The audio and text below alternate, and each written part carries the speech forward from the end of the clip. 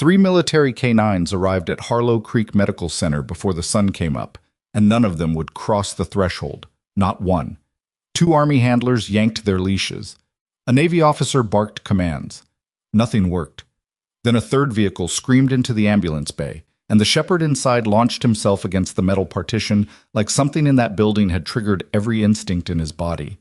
The staff scattered, security reached for their radios, and Dr. Callum Voss, Chief of Veterinary Services, pointed at the one person who stepped forward, a trauma nurse in scrubs, and said 4 words that would cost him everything.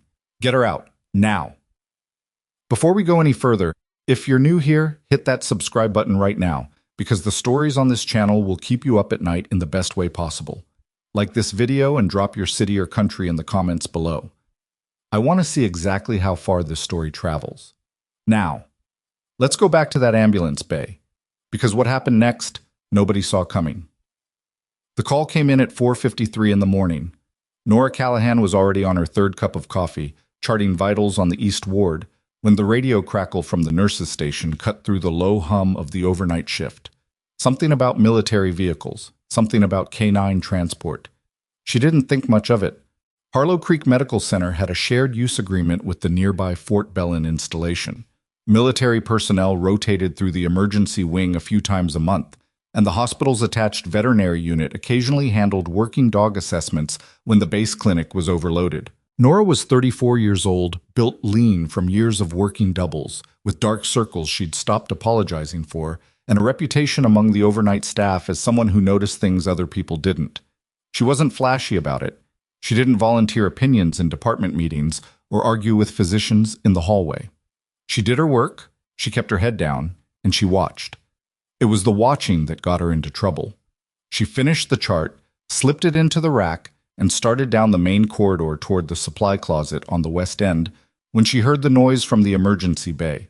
Not shouting exactly, but that particular frequency of controlled urgency that meant something had gone sideways. She changed direction without thinking about it. The sliding doors to the ambulance bay were still sealed, but through the reinforced glass she could see them. 2 black military SUVs parked at angles, a third still idling with its back doors open, and 5 men in uniform standing in a rough cluster near the entrance ramp. 2 of them held leashes attached to German shepherds who had planted all 4 feet on the pavement and refused to move. The dogs weren't lunging, they weren't barking. They were simply stopped, heads slightly lowered, weight shifted back, and they would not come inside. Nora had seen reluctant animals before. Every handler brought them in differently. Some coaxed, some commanded, some waited. These 2 handlers were doing all 3 at once, switching tactics every 30 seconds, and the dogs weren't budging for any of it. She pushed through the side door. The cold hit her immediately. November in Harlow Creek, and the temperature had dropped hard overnight. She pulled her badge lanyard tighter against her chest out of habit and stopped a few feet from the group, close enough to observe without stepping into their space. "Can I help with something?" The nearest handler, a young sergeant with a jaw that looked like it had been clenched for a week, glanced at her badge and then at her scrubs. "Vet staff is already inside." "I'm from trauma," Nora said. "Just came to check."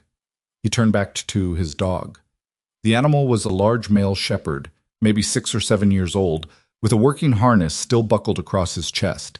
His name tag read Boone in block letters. He wasn't looking at the hospital doors.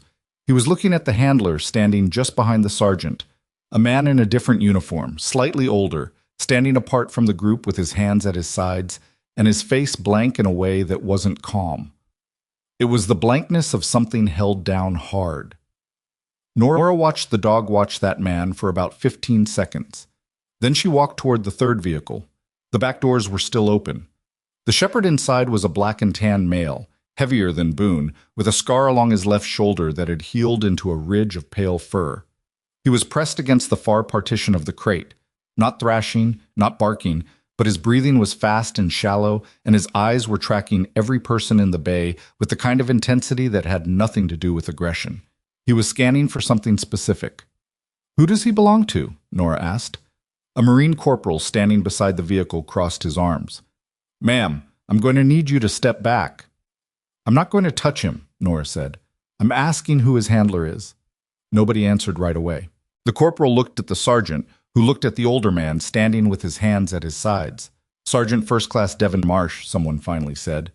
The dog's handler is being admitted." "For what?" "That's not—" the corporal started. "I'm asking because the dog is hyperventilating and his eyes are doing something specific," Nora said. "I'm not trying to step on anyone's process. I'm trying to understand what I'm looking at." There was a beat of silence that felt longer than it was. The older man, the one with the blank face, shifted his weight. "Chest," he said quietly. "Marsh went down with chest pains 20 minutes ago. They've got him inside already." Nora looked at the dog in the crate. The dog was still scanning. Not the doors, not the handlers, not Nora. He was scanning in the direction of the emergency entrance, past it, toward the interior of the building, toward wherever they'd taken the man with chest pains. "He knows," she said, mostly to herself. "What?" the corporal said. "He knows Marsh went inside and didn't come back out." She straightened up. "That's not aggression. He's trying to figure out if his handler is still alive."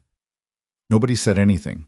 Inside, through the bay windows, she could see the veterinary wing corridor, and Dr. Callum Voss was already striding toward the glass with his tablet under his arm, and his expression set to the particular brand of controlled irritation he wore like a second uniform. He was 51, silver-haired, with the posture of a man who had never once doubted his own judgment and had never been given strong enough reason to start. He ran the hospital's military canine partnership program with a precision that impressed administrators and alienated nearly everyone who worked beneath him. He hit the door release and stepped into the cold. "Why are we still out here?" he said, looking at the handlers, not at Nora. "The dogs won't come in," the sergeant said. Voss looked at Boone, then at the animal in the crate. "That's a compliance issue. Work your training commands, Sergeant." "We have been, sir." "Then work them again." Voss made a note on his tablet without looking up. Nora said, "The one in the crate has a specific fixation on the east corridor. He's tracking where his handler was taken." Voss stopped writing. He looked at her badge, then at her face, then at her scrubs with the trauma department color strip. "This is a veterinary and military matter," he said very evenly. "Trauma staff don't have standing here. I'm just noting what I'm seeing, and I'm noting that you don't have the training to interpret working dog behavior." He turned back to the handlers. "Get them inside. I'll have an orderly bring a transport board for the one in the crate." "A board is going to make it worse," Nora said. Voss turned back slowly. "Excuse me?" "He's already in a heightened state. Physical restraint right now will read as a threat. He'll bite whoever touches him, and you'll spend the next 2 hours managing an injury instead of figuring out what's actually wrong." There was a silence. One of the handlers shifted uncomfortably. The corporal looked at the ground. Voss said, "I've been working with military canine animals for 16 years. I don't need a trauma nurse to explain dog psychology to me." "I'm not explaining dog psychology," Nora said. "I'm telling you what that specific animal is doing right now." Voss looked at her for a long moment. His expression didn't change. "You're out of your lane," he said quietly, and turned away. "Get her a badge escort back to the trauma wing." Nora didn't argue. She took one last look at the dog in the crate, who was still scanning, still breathing fast, still searching for the person who had gone through those doors and hadn't come back. And then she walked back inside. By 6:15, all 3 dogs had been brought into the veterinary assessment wing, and the corridor outside smelled like cold air and disinfectant, and the particular tension that collects when a lot of people are trying to appear calm. Nora had gone back to her charts. She'd finished 2 of them, verified a medication order for a post-op patient on the 4th floor, and was halfway through a shift handover note when the charge nurse, Petra, appeared in the doorway of the break room with a look on her face that meant something had escalated. "Vet wing is requesting a second trauma consult," Petra said. "One of the handlers is—" She paused, choosing the word. "Not cooperating." "Which one?" "The older one. Marsh's unit." Nora set down her pen. The veterinary wing was technically on the same floor as trauma, but separated by a double set of secure doors and a coded access panel. She'd been through those doors exactly 3 times in 4 years, all of them for legitimate cross-department consults.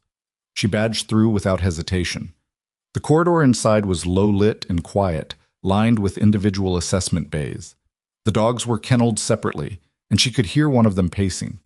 The sound had a rhythm to it, not random, not distressed, methodical, like something or someone working through a problem.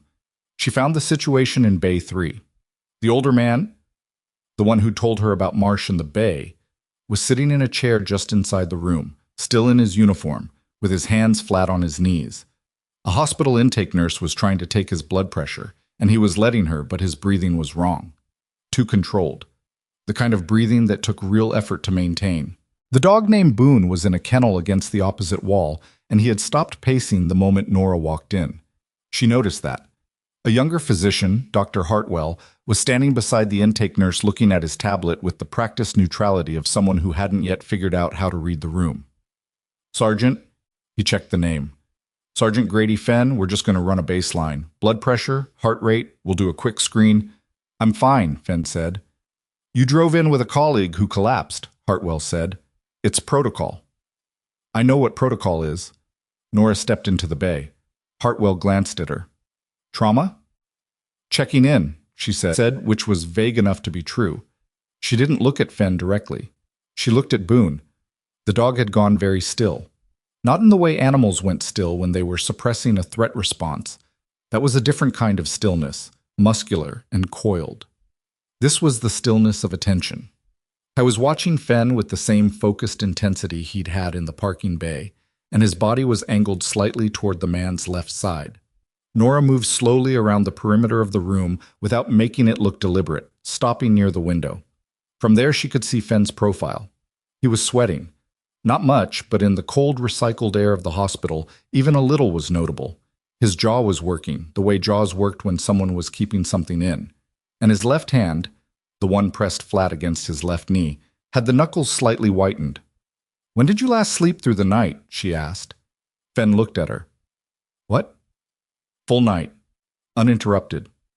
Hartwell made a small noise of professional uncertainty. The intake nurse stopped typing. Fenn didn't answer for a moment. Then he said, "What does that have to do with anything?" "I'm asking because your dog has been watching your left side since you sat down," Nora said. "He's been doing it since the parking bay, and the two of them," she gestured toward the corridor where the third dog was kenneled, "both showed the same thing. They're not being difficult. They're not stressed by the building. They're tracking you." Fenn was quiet. "They're not going to stop," she said. "Not until someone actually looks at what's going on with the handlers, not just the dogs." There was a pause long enough that she could hear Boone's breathing from across the room. Steady, focused. 3 weeks, Fenn said finally. Hartwell looked up from his tablet. "Maybe 4. Fenn's voice had gone flat and factual. "I sleep a few hours. Then I'm up. I do a perimeter check." He stopped. His jaw tightened again. "Old habit." "From deployment?" He nodded once. "Do you do it every night?" "Every night since we got back." Boone made a low sound. Not a bark, not a whine. Something quieter than either of those things. He pressed his nose against the kennel door. Nora looked at Hartwell. He was already writing. She didn't say anything else about the dog. She didn't need to. The point had made itself. She was back in the trauma wing by 7, finishing her handover, when the message came through on the internal system. It was from Voss's administrative assistant, which meant it had been drafted by Voss. "Please be advised that Nurse Callahan, Trauma, N. Callahan, ID number 4471, is hereby restricted from the veterinary wing pending review of today's unauthorized consult activity. Clearance to be determined by department head. Dr. C. Voss, Chief of Veterinary Services." Petra read it over her shoulder and said nothing for a moment. Then she said, "He's filing a formal restriction for checking on a patient? He'll say I was interfering with a military medical assessment." "Were you?" Nora considered the question with the same seriousness she considered every question. "I told a physician that his patient hadn't slept in 3 weeks because a dog was pointing at him. I don't think that's interference. Voss does." "Yeah," Nora said. "He does." She signed the handover sheet, clipped her pen to her lanyard, and was preparing to transfer care when the overhead announcement system activated. Not the routine morning announcement, the urgent tone, the one that meant something had changed in a way that required immediate attention. "All available trauma staff to the veterinary and military intake corridor, level 2. Behavioral incident in progress. All available trauma staff." Nora was already moving. The dog they called Smoke had not made a sound in 26 days. She'd heard this from the Marine corporal in the parking bay, but she hadn't fully understood what it meant until she walked into the corridor outside Bay 6 and saw him. He was a Belgian Malinois, compact and dark, with amber eyes that held a quality she'd seen only a handful of times in her life, in people who had lost something so fundamental that the ordinary expressions of pain hadn't applied anymore. He wasn't cowering, he wasn't thrashing. He was sitting in the center of the bay floor with his leash gathered loosely in front of him, and he was completely, absolutely still. The Marine who had brought him in was standing against the wall with his arms crossed and his eyes red-rimmed. His name patch said Holt. He was maybe 26, and he was holding himself together with the particular effort of someone who had been told that falling apart wasn't an option and had believed it long enough that it had become automatic. "What happened 26 days ago?" Nora asked. Holt looked at her. He already knew who she was. Word traveled fast in small corridors. "Sergeant Daria Vance," he said. "Smoke's handler. She died in a training accident at the base. Smoke's been—" He exhaled. He just stopped. Everything. Eating's down. No response to commands, no response to stimuli. The base vet said it was grief. Voss's team is supposed to evaluate whether he can return to service. Nora looked at Smoke. Smoke looked at nothing. Behind her, she heard the secure door open. Voss, and behind him, a man she hadn't seen before. Tall, in a different uniform, with the posture of someone who had spent decades being the person other people reported to.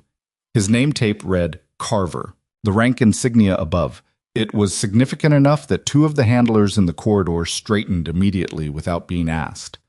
"Colonel Carver," Voss said, his own posture shifting slightly. "The 3 animals are being assessed now. I can walk you through the preliminary reports." "I've seen the footage," Carver said. He was looking past Voss, looking at Nora. "I'm sorry?" Voss said. "From the parking bay this morning." Carver moved to stand beside the bay window and looked in at Smoke. "And from Bay 3.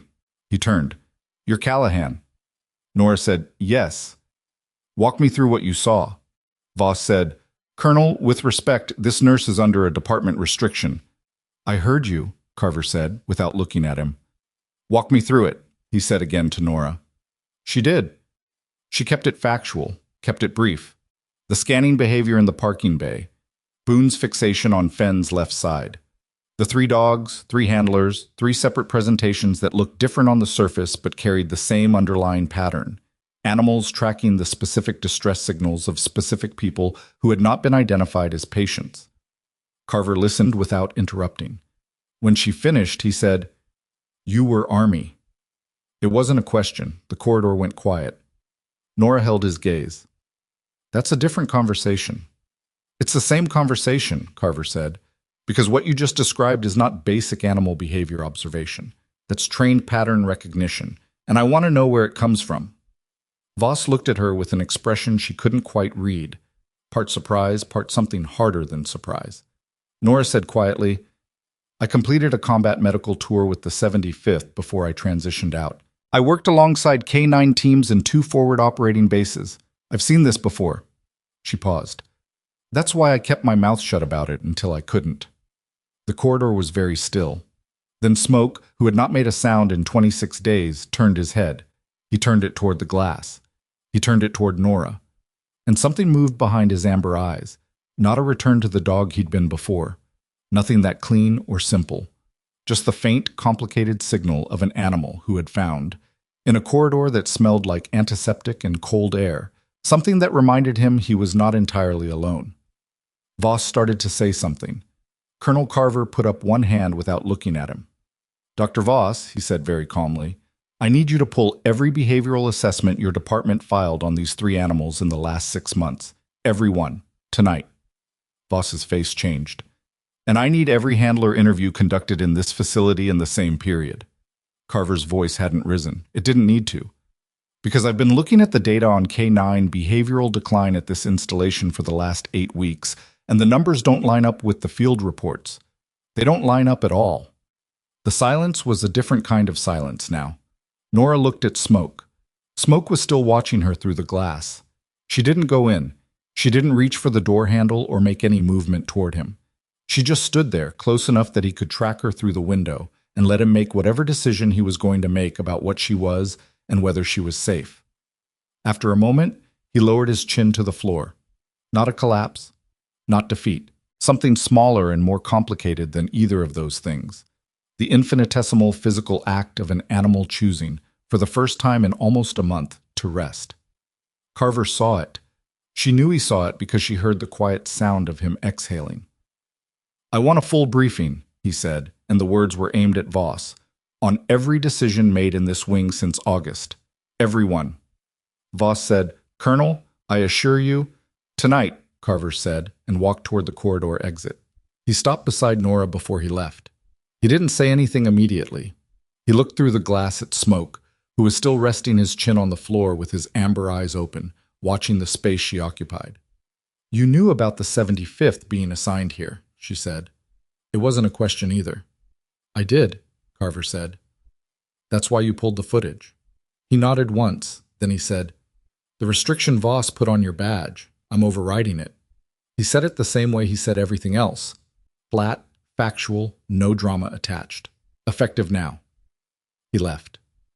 Nora stood in the corridor alone for a moment, looking at the three bays, at the three dogs who had each, in their own way, refused to pretend that what was broken wasn't broken, who had looked at a room full of experts and a room full of procedures and decided, with the uncomplicated certainty of animals, that none of it was pointing at the right thing.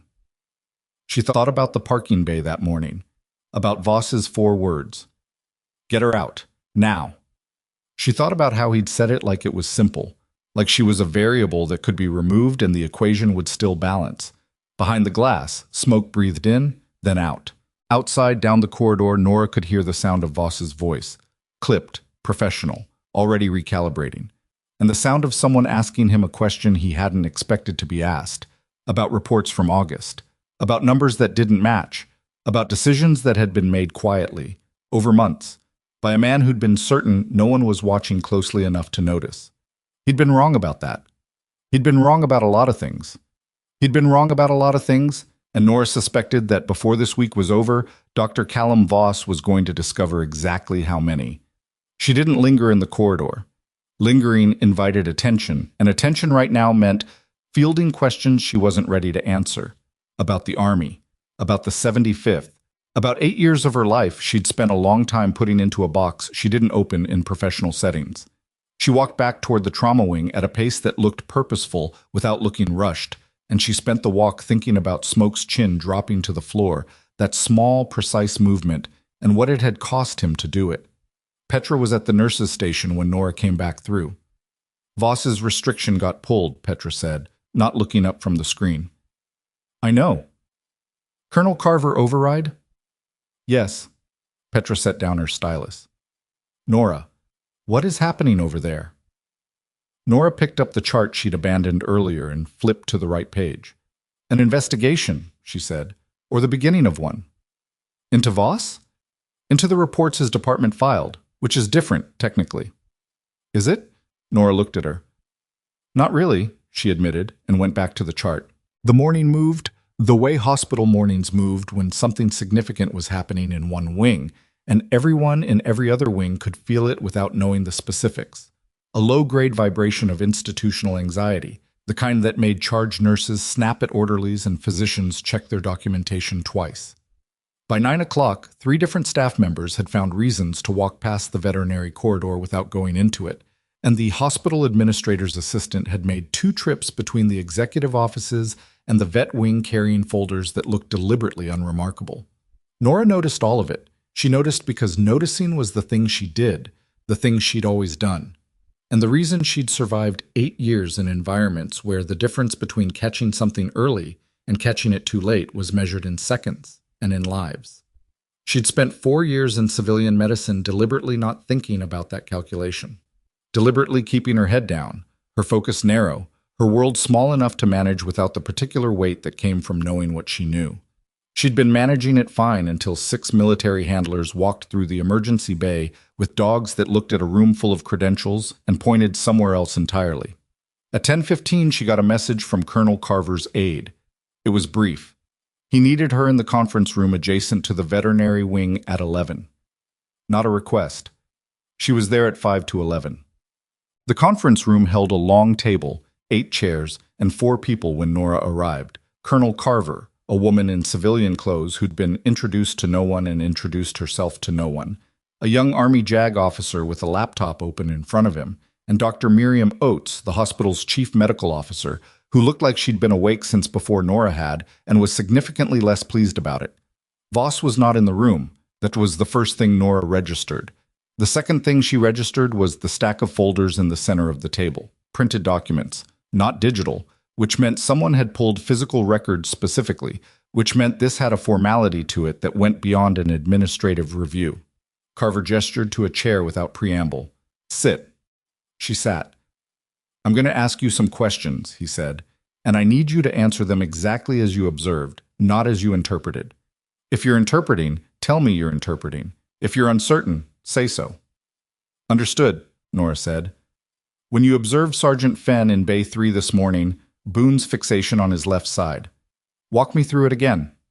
She did, precisely, without embellishment. The JAG officer typed as she spoke. "The third dog, Smoke," Carver said. "You said he turned toward you through the glass." "Yes." "Had he made any response to anyone else in that corridor prior to that?" "Not that I saw. The handler said he'd been non-responsive for 26 days. Carver nodded slowly. The woman in civilian clothes was writing something on a notepad. She hadn't asked a question yet. "Nurse Callahan," Dr. Oates said.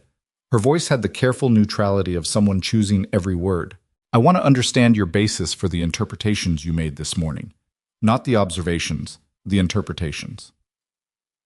"You told Dr. Hartwell that Boone was tracking Fenn's specific distress. That's a clinical claim."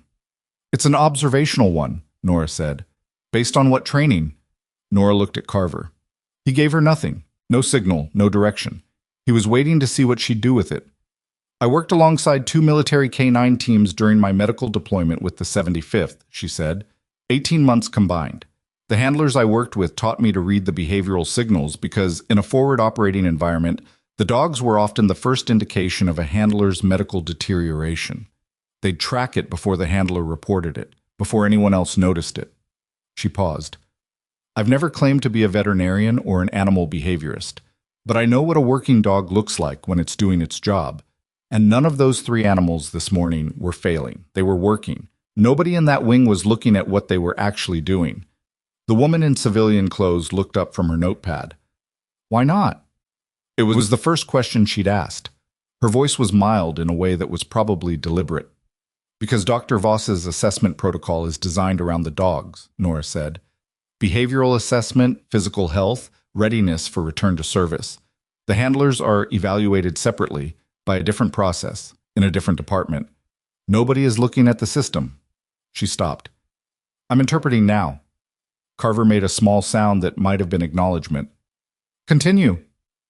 "The dogs in bays weren't exhibiting distress behaviors because they were traumatized by the hospital environment. They were responding to their handlers. And if the assessment protocol doesn't account for that connection, if the dog is being evaluated in isolation from the person they're bonded to, then the reports being generated by this wing are going to be systematically incomplete, potentially for every animal that's come through here." The room was quiet. Dr. Oates was looking at her folder. "Since August," Carver said. "That's when the discrepancies start," the JAG officer said, not looking up from his laptop. It was the first thing he'd said, and it landed in the room with the particular weight of a fact that had been sitting somewhere waiting to be said out loud. Nora didn't ask what discrepancies. She was starting to understand the shape of them. The meeting ended at 12:40. No conclusions announced, no next steps communicated to her directly.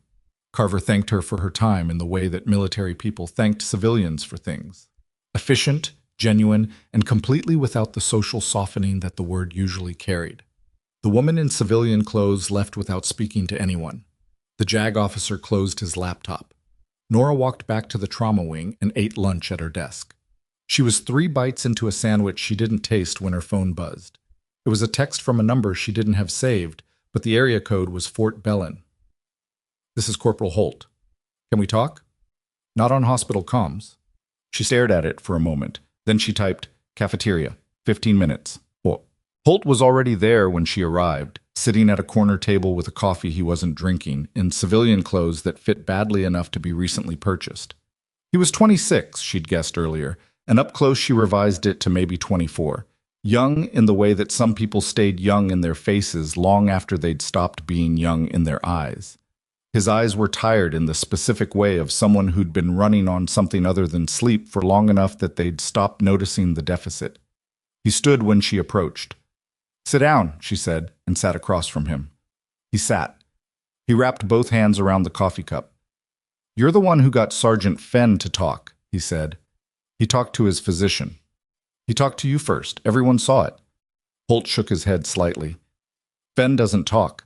He's been running the same perimeter check every night for 6 weeks. 6, not 3. I bunked 2 units over from him. I can hear him at 2 in the morning going around the building's exterior like—" He stopped. "He told you 3 weeks. That's what he said. He was being conservative because he didn't trust the intake process." Holt looked at the table. "None of us do. Not anymore." Nora waited. "Voss's team did assessments on Smoke twice," Holt said, 6 weeks ago and 4 weeks ago. Both times they cleared him as in adjustment period, expected return to behavioral baseline within 30 days. Both times Smoke hadn't eaten a full meal in over a week. He looked up. "I was there. I saw the intake form. It didn't say that." "What did it say?" "Appetite consistent with transition stress. No intervention indicated." He said it like someone quoting something they'd read enough times to memorize by accident. "Daria. Sergeant Vance. She trained Smoke herself. From 8 weeks old. He's been with her every single day for 4 years. She dies, and the assessment is transition stress." Nora said carefully, "Are you telling me the forms were wrong, or are you telling me the forms were changed?" Holt's jaw worked. "I'm not sure," he said. "I know what I saw when Smoke came in the first time. I know what the tech wrote on the preliminary form because I was standing right there. And I know what the official report said when it went up the chain." He picked up the coffee and put it down again without drinking. Those weren't the same document. The cafeteria noise moved around them. Trays, voices, the institutional rhythm of a hospital at midday. "You need to tell Colonel Carver this," Nora said. "I know." "Not me. Him. Today." "I know." He looked at her. "I just needed to know if anyone was actually listening before I walked into that room." She held his gaze. "Someone is listening," she said. "More than one someone." He nodded. He left the coffee untouched and went. By 2 o'clock, the veterinary wing had been placed under what the hospital's internal memo called an administrative pause for procedural review, which was the institutional language for no assessments, no discharges, no new admissions until further notice. The 3 dogs stayed. The handlers stayed. 2 of Carver's staff officers arrived from Fort Belon with laptops and access credentials and set up in the conference room where Nora had been questioned that morning. Voss, she heard through Petra, had been asked to remain available but not to access the wing's electronic filing system. He'd complied. She heard that too. She was finishing a patient transfer note when the trauma wing doors opened and Grady Fenn walked through them. He was still in uniform. He looked marginally less like a man holding something down hard, which probably meant he'd talked to someone, or at least had the conversation with himself that came before talking to someone. He stopped at the nurse's station and asked for Nora by name. She came out of the charting alcove. "I need 5 minutes," he said. She took him to the family consultation room, small, private, a box of tissues on the table that neither of them looked at. He sat. She sat. "Boone," he said, "when they assess him, and they're going to assess him again the right way, I need you to be there." "I'm not a veterinarian." "I know what you are." His voice was flat but not unkind. "You're the one who saw what he was doing. Voss's people looked at him and wrote down hypervigilance, likely stimulus-related. You looked at him and saw a dog doing his job." He met her eyes directly for the first time. "Boone has been doing that job for 3 years. Whatever's wrong with me, and I'm not saying there's nothing wrong with me, he's been tracking it the whole time. I want someone in that room who understands what that means." Nora thought about the parking bay, about Boone's white-knuckled attention on Fenn's left side, about the particular quality of a working animal that has identified a problem and is refusing to let it go unacknowledged. "I'll see what I can arrange," she said. Fenn nodded. He stood up. He was at the door when he said, without turning around, 6 weeks, not 3. I told you 3 because I didn't know you. He paused. I know you a little better now. He left. Nora sat in the small room alone for a moment, looking at the box of tissues. Then she went back to her charts. At 3:45, something broke. Not metaphorically. Not in the careful procedural sense of documents and investigations and administrative language. Something broke in the veterinary wing, and Nora heard it from across 2 corridors.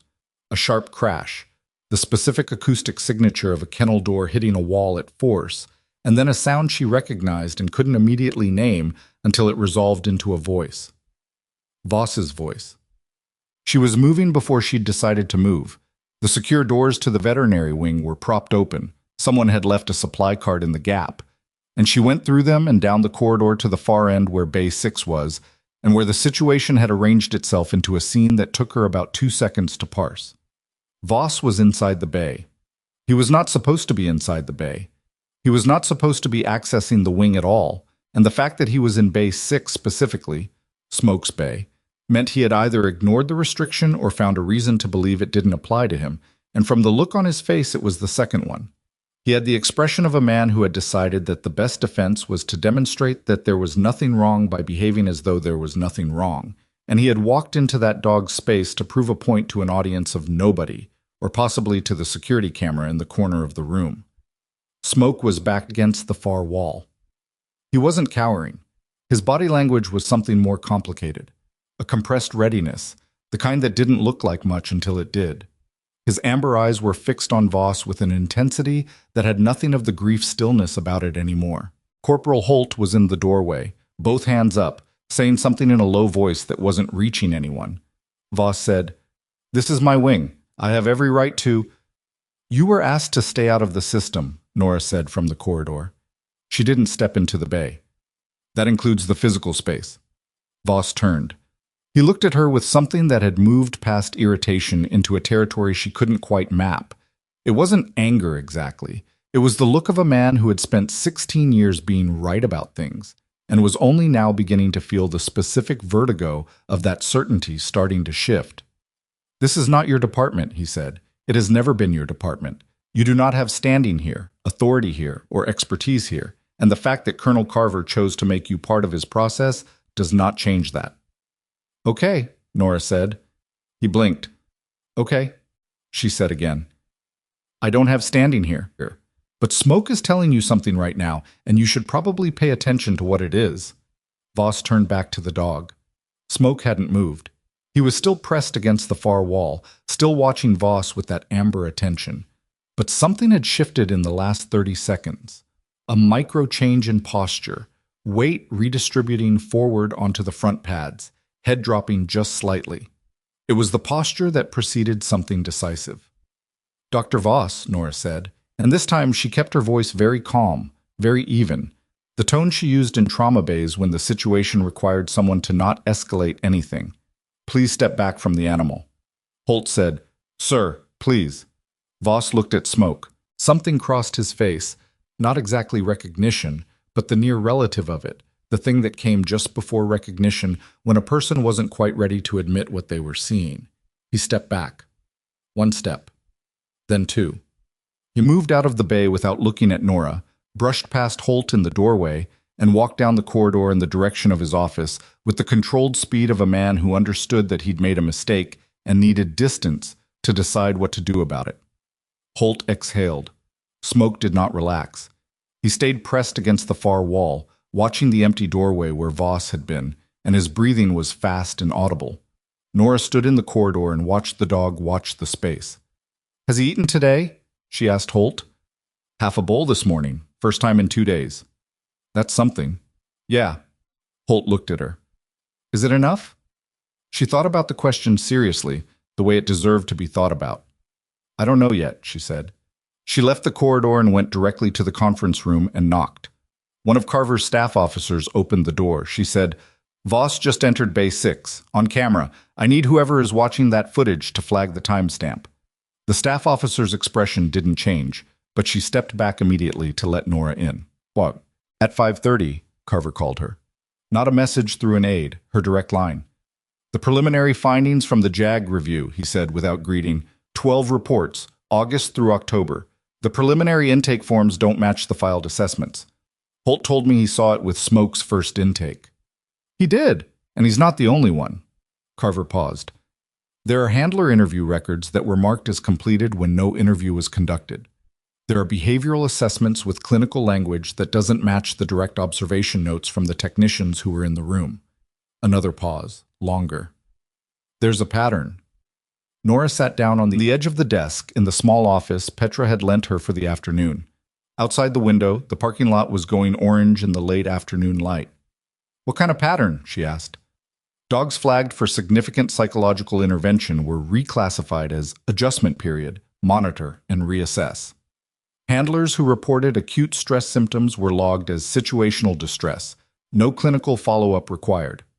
His voice was careful and exact in the way of someone delivering information that made them angry and had decided that precision was the better response to anger. The effect of those reclassifications was that the animals stayed in the program, the handlers stayed in the program. The intervention costs didn't hit the department's performance metrics. Nora said nothing for a moment. The 3 cases today, she said. Boone, the dog Sergeant Marsh brought in, Smoke. All 3 were in Voss's reclassification pool. The parking lot light was deepening. Someone in scrubs walked across the far end of it, moving quickly, collar turned up against the cold. He walked into Smoke's bay this afternoon, she said. I know. I've seen the footage. Carver's voice shifted, very slightly, toward something underneath the control. I want you in the assessment tomorrow morning, the full panel. I want you there as an observer. Voss will object. Voss's objection is not a factor I'm considering at this point. She exhaled slowly. What time? 7. After she hung up, she sat with the phone in her hand and looked at the window without seeing the parking lot anymore. She was thinking about Smoke against that far wall, weight forward, amber eyes fixed on the empty doorway. She was thinking about an animal who had spent 26 days refusing to respond to anything, commands, food, touch, the voices of people who were trying, in their limited way, to help, and who had turned his head, finally, toward a corridor window. Not because Nora had done anything extraordinary, not because she had the right credentials, or the right protocol, or the right department affiliation, because she'd stood still and let him decide. She set the phone down. She was at her locker pulling on her coat when Petra appeared at the end of the corridor with an expression that Nora recognized as the one Petra used when something had happened that she hadn't had time to process into ordinary language yet. What? Nora said. Sergeant Marsh, Petra said. The one they admitted this morning. Chest pains. What about him? He's asking for you. Petra paused. And his dog is in the hallway outside his room. Nora stopped with one arm in her coat sleeve. Smoke is in the... No, the one with the scar. The one from the 3rd vehicle. Nora thought. The 3rd vehicle. The heavy male shepherd with the pale ridge of healed fur along his left shoulder, scanning the emergency bay for someone who'd already gone inside. His name is Rex, Petra said, reading from her phone. The handler from the base brought him up 20 minutes ago. He said Sergeant Marsh asked for the dog specifically, which isn't protocol, at all. She looked up. But also nobody wanted to be the person who said no. What's Rex doing? Sitting outside the door, quietly. Just sitting. Nora finished putting on her coat. Which room? She said. Petra told her, and Nora walked, not ran, walked because running in hospital corridors only frightened people, through the main corridor and into the medical ward, and down to the room at the end of the east hallway, where a large shepherd with a healing scar on his shoulder was sitting with his back to the door and his face toward the approaching corridor, watching everything that moved with the patient, exhausting attention of an animal who had learned that the people you stayed for didn't always come back, and had decided that this time he was not going to be on the wrong side of the door when it mattered. He saw Nora. He didn't move. He assessed her with those dark eyes. Not the scanning panic of the parking bay that morning, but something more settled. He'd been in this building for 9 hours. He'd had time to figure out some of its geometry. She stopped about 6 feet away. Hey, she said quietly. Rex looked at her. I know, she said. I know. She reached out slowly, Not toward him, not grabbing, just her hand open at her side, and she waited. Rex held her gaze for a long moment. Then he leaned forward the 2 inches required to put his nose against her fingers. She didn't move. She let him do what he needed to do. After a moment, he pulled back and looked at the door. "He's going to be okay," she said. She didn't know yet if it was true. She said it anyway, because some things needed to be said out loud even before you could asking if he was still there. Rex heard it too. His tail moved once, a single sweep, low and slow. Nora put her hand on the door. She was about to push it open when her pager went off. Not her personal phone, her hospital pager, the emergency channel, the one that meant something in the building had just changed category from concerning to critical. She looked at the message. 3 words and a location. Voss. Conference room. She stood for a second with her hand on the door to Marcia's room and Rex sitting sentinel beside her, and something moved in her chest, the particular sensation of a situation that has been building pressure quietly for hours and is now about to release it in whatever direction it was always going to go. She looked at Rex. "Stay," she said. He looked at her. She pushed open the door just enough to see the nurse inside and said quickly, "The dog stays where he is. Don't move him." The nurse nodded. She pulled the door closed. Then she walked, fast, back down the east corridor toward the conference room, and the sound of her footsteps on the linoleum was sharp and regular. And the pager in her hand said 3 words that didn't tell her nearly enough about what was waiting on the other side of that door, but told her enough to know that whatever came next was going to matter. Was going to matter in ways that reached further than one hospital wing, further than one veterinarian's filing system, further than 3 dogs in 3 bays on a cold November morning that had started, as so many things started, with someone looking at the wrong thing for so long that they'd stopped being able to see what was right in front of them. She hit the conference room door and pushed it open. What she saw stopped her for exactly 1 second. Then she stepped fully inside and let the door fall shut behind her. Voss was sitting at the conference table. That was the first thing Nora registered. Not standing, not pacing, not performing the controlled authority he'd worn like a second skin all day. Sitting. With his hands flat on the table in front of him, and his silver hair slightly out of its usual arrangement, and the look on his face of a man who had just been told something he'd been telling himself for months couldn't happen. Carver was at the head of the table. The JAG officer was there, laptop open. The woman in civilian clothes, who Nora had still not been given a name for, was standing against the far wall with her arms crossed and her expression professionally neutral in a way that radiated the opposite of neutral. A 4th person sat beside the JAG officer, a man in his late 40s in the uniform of a senior Army Medical Corps officer with the kind of face that had been weathered into patience by long exposure to situations that required it. His name tape read Brower. Nora didn't know him. She filed the name away. Carver looked at her when she came in. "Close the door." She closed it. "Sit." She sat. Not beside Voss, not across from him directly, but in the corner chair that let her see everyone in the room without having her back to the door. Old habit. Voss glanced at her and then looked away. "Dr. Brower is the Army Medical Command liaison for the Fort Belen installation," Carver said. "He arrived 40 minutes ago. He's been reviewing the JAG preliminary findings." Carver's eyes moved to Voss. "And he has something to say that affects everyone in this room." Brower opened a folder, actual paper, actual printed pages, which had a particular formality to it that digital files never quite achieved. "The discrepancy count in the veterinary wing's behavioral assessment records is currently at 19 cases, he said. His voice was measured, the kind that didn't go up or down much, regardless of what the words were doing. 19 cases over a 14-week period in which preliminary intake documentation was superseded by filed assessment reports containing materially different clinical characterizations. Voss said, "Those discrepancies reflect standard..." "Dr. Voss." Brower didn't raise his voice. He didn't need to. "I'm going to ask you not to characterize the discrepancies at this point. That characterization is not currently your role in this process." Voss's mouth closed. "Of the 19 cases," Brower continued, 11 involved military working dogs whose documented behavioral profiles would have triggered mandatory psychological intervention protocols under both Army and Marine Corps canine welfare standards. Instead, they were classified in ways that kept them active in the program. He turned a page. 7 involved handler assessments that were cross-referenced in the veterinary records. Handlers who reported psychological distress symptoms during K9 intake visits. Those reports were logged as ancillary notes and not forwarded to the appropriate medical channels.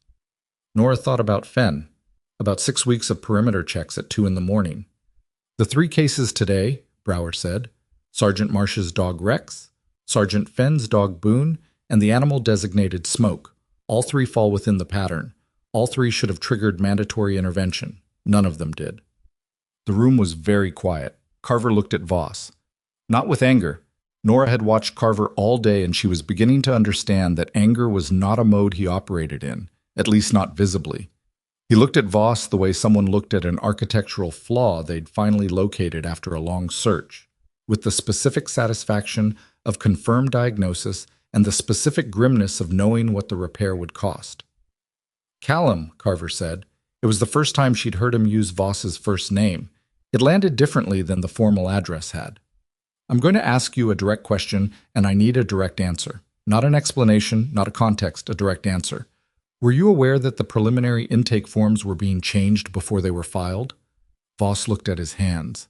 The silence ran for 4 full seconds. I was aware, he said, that the assessment language was being standardized. That's not what I asked. Another pause, shorter this time. Yes, Voss said. I was aware. The meeting ran for another 40 minutes. Nora was not a primary participant. She was there as an observer, Carver had said, and she treated the designation seriously, speaking only when directly addressed, which happened twice. The second time, Brower asked her to describe exactly what she'd observed in the parking bay that morning. The initial non-compliance of all 3 dogs, the specific behavioral indicators she'd read in each animal. She described it the same way she'd described it that morning, precise, factual, stripped of the interpretive layer until she was specifically asked for it. When it was over, Voss was escorted. Not arrested, not removed by force, escorted by one of Carver's staff officers, with a professional courtesy that was somehow more final feeling than anything more dramatic would have been, to a separate room. Not his office. A room without his files in it. Nora walked out of the conference room into the corridor and stood for a moment with her back against the wall, doing the things she'd learned to do in forward operating environments when there was a gap between one kind of pressure and the next. Breathing. Deliberately. 4 counts in and 4 counts out. Not because she was falling apart, she wasn't, but because the body accumulated charge and needed somewhere to put it, and a hospital corridor was not the place to find out she'd stored too much. Petra appeared at the end of the corridor with her coat on and her bag over her shoulder at the end of her shift, and stopped when she saw Nora's face. Good or bad? She said. Both, Nora said. Petra nodded. She seemed to accept this as sufficient. Rex is still outside Marsh's room, she said. The night nurse is giving him side-eye, but nobody's moved him. Good. Marsh's cardiac workup came back. No structural damage. They think it was a stress episode. Petra paused. Which, given everything... Yeah, Nora said. Petra left. Nora pushed off the wall and went back to work. The night shift was quieter than the day had been, which was relative. Quiet in a trauma ward still meant a consistent low-level stream of things going wrong in manageable ways. She managed 4 of them between 6 and 10, the last being a post-surgical patient on the 3rd floor whose blood pressure had decided to do something interesting that turned out to be medication-related and therefore fixable, which was the best kind of wrong. She fixed it, documented it, and was walking back to the nursing station when she passed the east hallway and saw, through the window of Marsh's room, that the light was still on. Rex was still in the hallway. He'd moved from his original position. He was lying down now, stretched out across the doorway in a way that would have been a tripping hazard if anyone had been using that door at 2 in the morning, which they weren't. He was awake. His eyes tracked her as she came down the hall. She stopped beside him, looked through the window. Marsh was awake too, propped up against the hospital pillow at a slight angle, looking at the ceiling with the expression of a man who had been alone with his thoughts for too long and had not reached any conclusions he was satisfied with. He was broad-shouldered, mid-30s, with bandaging on his left forearm she hadn't noticed that morning. Old injury, healed, but the kind of healing that left a record. She knocked lightly on the glass. He turned his head. She pointed at the door. He nodded. She went in quietly. Rex lifted his head but didn't follow. He stayed in the doorway, which was its own kind of statement. "You should be sleeping," she said, keeping her voice low for the wing's sake. "Yeah," Marsh said, "so I've been told." She pulled the chair from the corner and sat without being invited, because he'd asked for her earlier and she'd had to leave, and there was a debt in that she wanted to acknowledge. "How's the chest?" "Sore." He paused. "The doctor said stress." "I said I already knew that." Another pause. He didn't seem to know what to do with that. "They often don't," she said. Marsh looked at the ceiling again. "Rex was in the Bay with me for 6 years," he said. "Before the deployment, during. He's been with me through more—" He stopped. Started differently.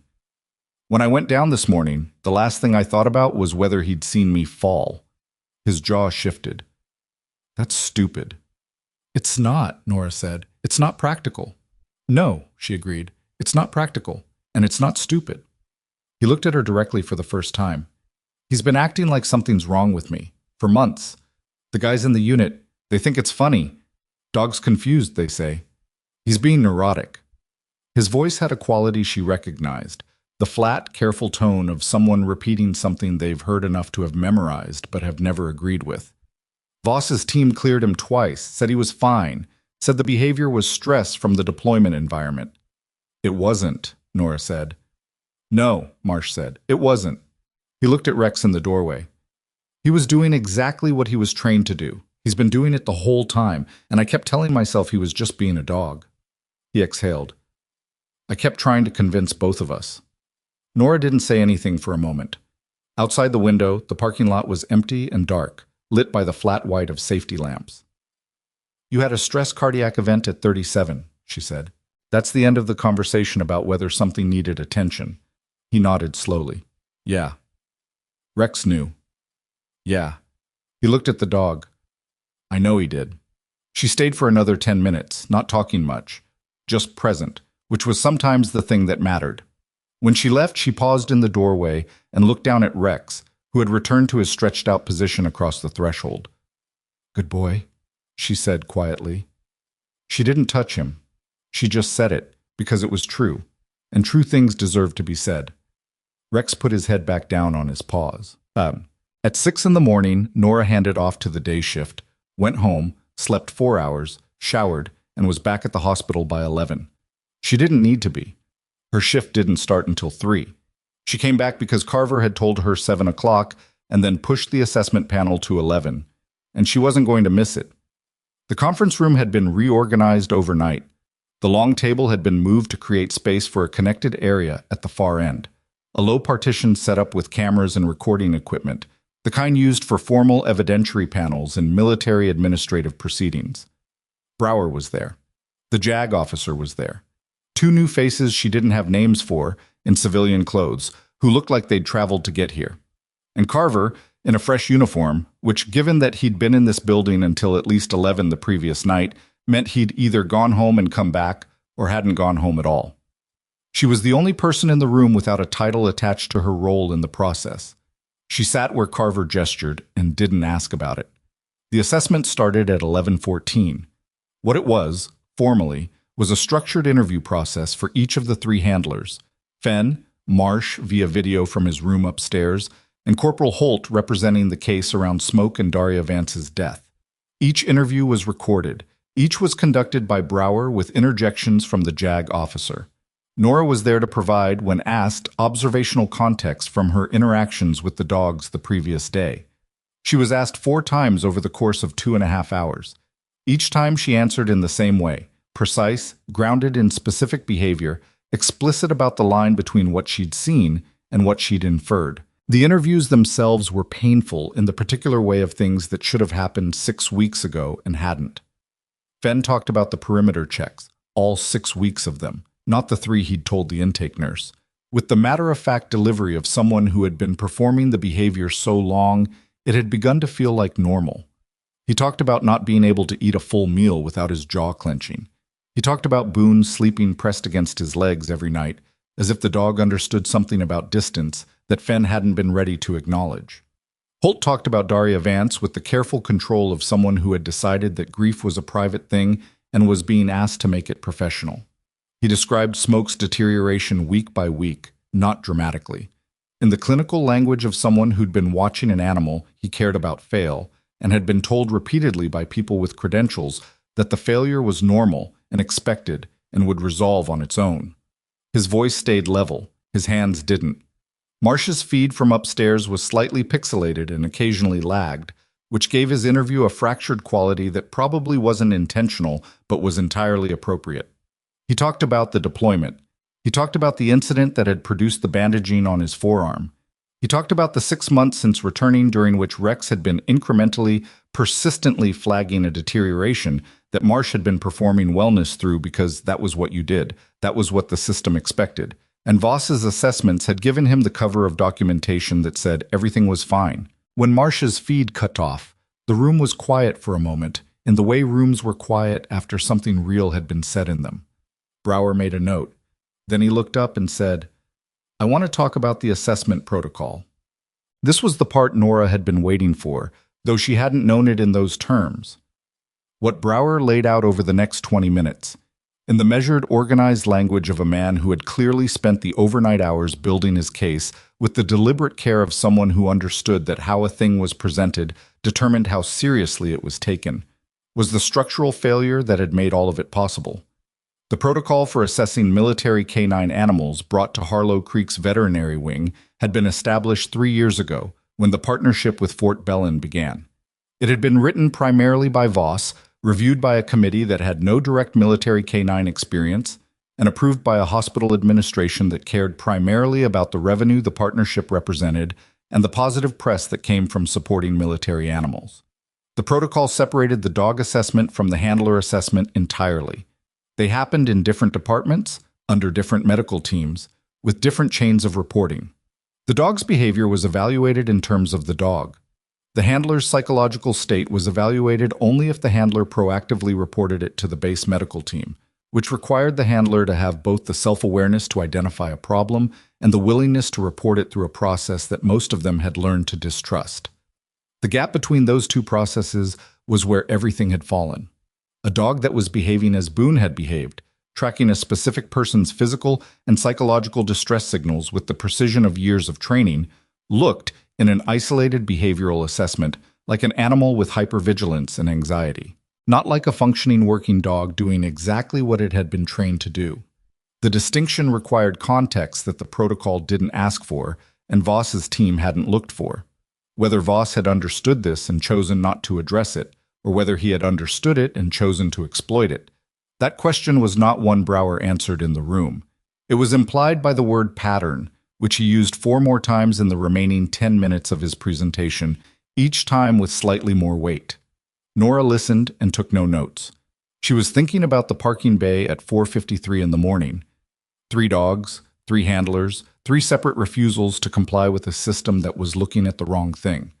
She was thinking about how it had looked from outside, like animal stubbornness, like training failures, like problems to be managed. She was thinking about what it had actually been. It had been data. 3 highly trained animals generating accurate, consistent, specific data about the people they were bonded to in the only language they had available, and the response from the person running the program had been to pull a trauma nurse out of the parking bay and file a restriction on her badge, because her presence in the scene was the only element that had any chance of changing what the scene was producing. "Nurse Callahan." She looked up. Brower was looking at her. "Based on your observation yesterday, if you had not been in the parking bay when those animals arrived, what is the most likely outcome for the 3 cases?" She didn't answer immediately. She took the question seriously, which it deserved. Boone would have been assessed as hypervigilant, probably recommended for a modified duty period, returned to the program within 60 days. Sergeant Fenn's situation would not have been flagged. Rex would have been assessed as stress-reactive from the transport, cleared within 48 hours. Sergeant Marsh's cardiac event. She paused. He had one yesterday. He might have had another one, more significant. Without Rex identifying the ongoing distress, there was nothing else in the system that was going to catch it. She looked at Brower. Smoke would have been cleared for return to service within the timeline Voss's report projected. An animal in acute grief being returned to active duty in that condition is an injury risk to the next handler. The room absorbed this. Brower said, "Thank you." and made another note. The panel wrapped at 1:45. Nora had 20 minutes before she was due on the floor for her actual shift, which she spent in the break room eating a sandwich she'd bought from the cafeteria cart and reading nothing on her phone because her brain was too full to absorb anything additional. She was putting on her lanyard when Carver appeared in the doorway. "Walk with me," he said. They walked the long corridor that connected the conference wing to the main hospital body, and Carver moved at a pace that was efficient without being rushed, his hands clasped behind his back, and for a moment they went in silence in the way of people who'd spent enough time in the same situation to be comfortable with it. "Voss is being removed from his role," Carver said. "Effective today. The hospital board has been notified. His military contract is suspended pending the outcome of the formal administrative review, which will take approximately 60 to 90 days. He paused. "The findings from that review will determine whether the matter is referred for further action." "What does further action mean in this context?" "It means the lawyers decide." He glanced at her. "The short version is that what he did caused demonstrable harm to military personnel and their animals, and that harm is documented across 19 cases over 14 weeks. What happens next depends on what the review determines about intent." Nora nodded. "I'm recommending a complete restructuring of the assessment protocol," Carver continued. "Integrated evaluation. Dog and handler assessed together, not separately. Behavioral data from the animal factored into the handler's medical intake. A cross-departmental review team." He stopped walking. She stopped with him. "I want you on the design committee." Nora looked at him. "I'm a trauma nurse," she said. "You're the person who identified a systemic protocol failure in under 4 hours on no sleep while being officially restricted from the relevant department." He said it without inflection, which made it land more directly than if he'd tried to be persuasive about it. "I don't particularly care about your job title. I care about your pattern of observation. That's what I'm asking for." She thought about it. She thought about it seriously, the way she thought about everything, turning it over, examining the weight of it, looking for the parts she wasn't sure of. "I have a condition," she said. He waited. The 3 animals, Boone, Rex, and Smoke.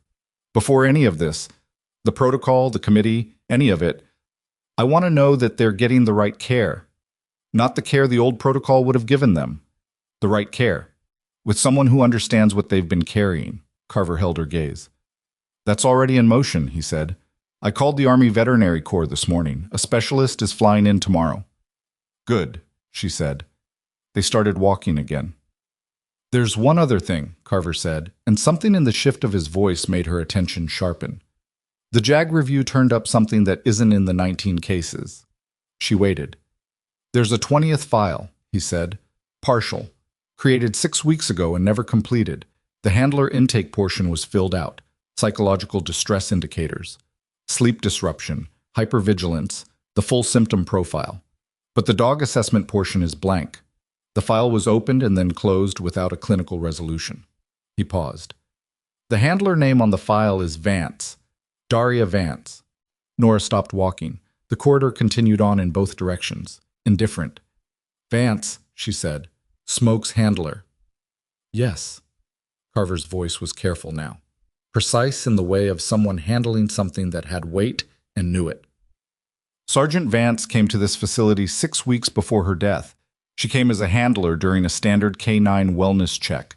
The preliminary intake noted acute psychological distress. The file was opened." Another pause. "And then it was closed. Flagged as administrative hold, follow-up pending. No follow-up occurred. No referral was made, no escalation." The corridor was very still around them. "She died 3 weeks later," Nora said. "In a training accident," Carver said. "That is the official determination. The training accident is not in question." His voice didn't change. "What is in question is what might have been different if that file had been completed instead of closed, if the referral had been made. If someone had—" He stopped. "If the system had worked the way it was supposed to work." Nora stood in the middle of the corridor with the weight of that landing on her in slow layers, the way significant things landed. Not all at once, but in sequence, each piece arriving in the order needed to understand the full shape of it. Smoke hadn't been non-responsive for 26 days because he was an animal in ordinary grief. He'd been waiting at the door for someone who had come to this building, sat in an intake chair, been seen by someone who worked for Voss, and been sent home with a file marked pending. He'd been waiting for someone who hadn't gotten the help she'd come here to get. "Does Holt know?" Nora said. "Not yet. Does anyone know outside this investigation?" "You and I, right now. Brower and the JAG officer." She looked at the floor for a moment, then she looked up. "Who closed the file?" Carver's jaw moved once, very slightly. "That's what the review is going to determine." She nodded. She started walking again. Her shift was in 12 minutes, and there were patients who needed her, and she was going to do her job the way she always did her job. Thoroughly, carefully, without flinching from whatever it put in front of her. She was almost at the trauma wing doors when Carver said, from behind her, "Callahan." She turned. "Whatever you walked away from when you left the service," he said. "I don't know what it was. I'm not asking. But whatever it cost you to do what you did yesterday, I want you to know it mattered." She looked at him for a moment. "I know," she said. "That's why I did it." She pushed through the doors. She had 6 patients to check on, and a shift to run, and a mind that was working through the shape of a file, with a blank second half, and a woman who had brought a distressed dog to a hospital and been sent home with nothing. And at the center of all of it, Smoke, lying on the floor of Bay 6 with his amber eyes open and his chin on the floor, still pointing at a door that wasn't going to open the way he'd been waiting for it to open. She was halfway through her second patient check when the overhead page activated. Not the urgent tone this time, the general announcement channel. But the words that came through it turned every person within earshot toward the nearest speaker. And Nora looked up from the chart in her hands and felt something cold move through her chest before the announcement had finished its first sentence. "Attention all staff, security and medical personnel. Please respond to the veterinary wing, Bay 6, behavioral incident, handler down, repeat, handler down, in the veterinary wing." She was already running. She ran the way she'd learned to run in places where running meant something had gone wrong in a way that couldn't wait. Not panicked, not reckless, but fast and direct and already thinking 2 steps ahead of her feet. The trauma wing doors gave way, and she hit the corridor at full stride, lanyard swinging, and the overhead page was still cycling when she pushed through the veterinary wing's propped supply cart gap and came down the corridor toward Bay 6. The scene had the particular texture of an emergency that had arrived before anyone was ready for it. Corporal Holt was on the floor. Not collapsed, not the boneless drop of unconsciousness, but down on one knee with his other leg extended, his back against the kennel wall, and his left hand pressed against his own chest with the flat, pressing quality of someone trying to hold something in or hold something still.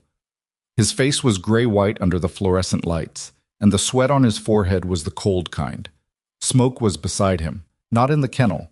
Beside him, on the floor, pressed full length against Holt's right side, with his head across the young corporal's thigh.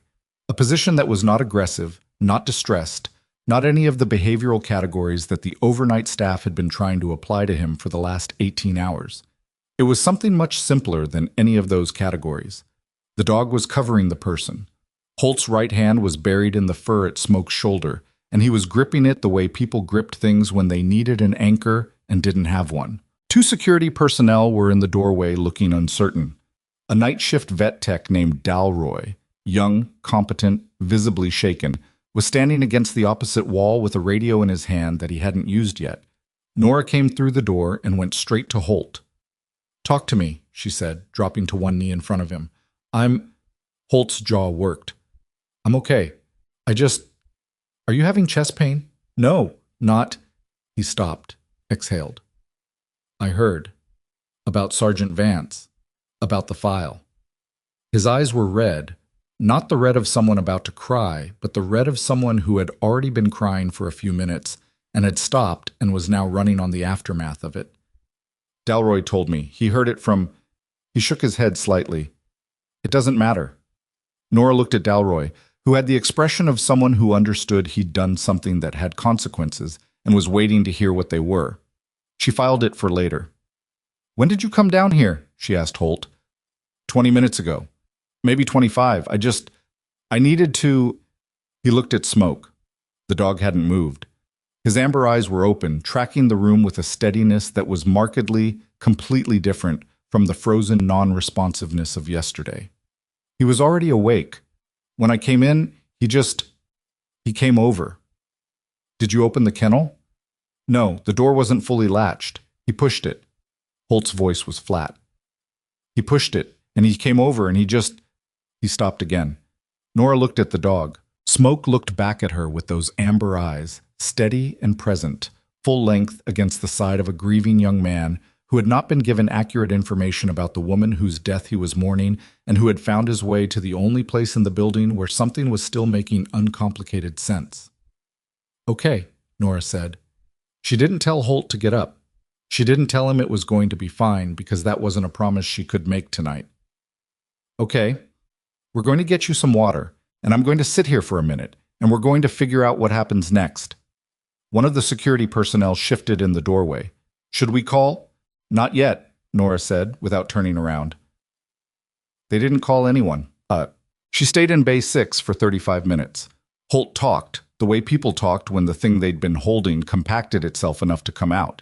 In fragments, not in order, circling back and then moving forward in a pattern that wasn't logical, but was human.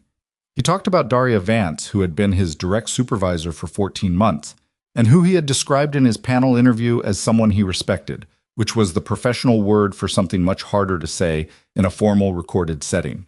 He talked about Smoke, about watching the dog deteriorate and being told it was expected, being told it would resolve, being told the professionals had evaluated it and it was normal.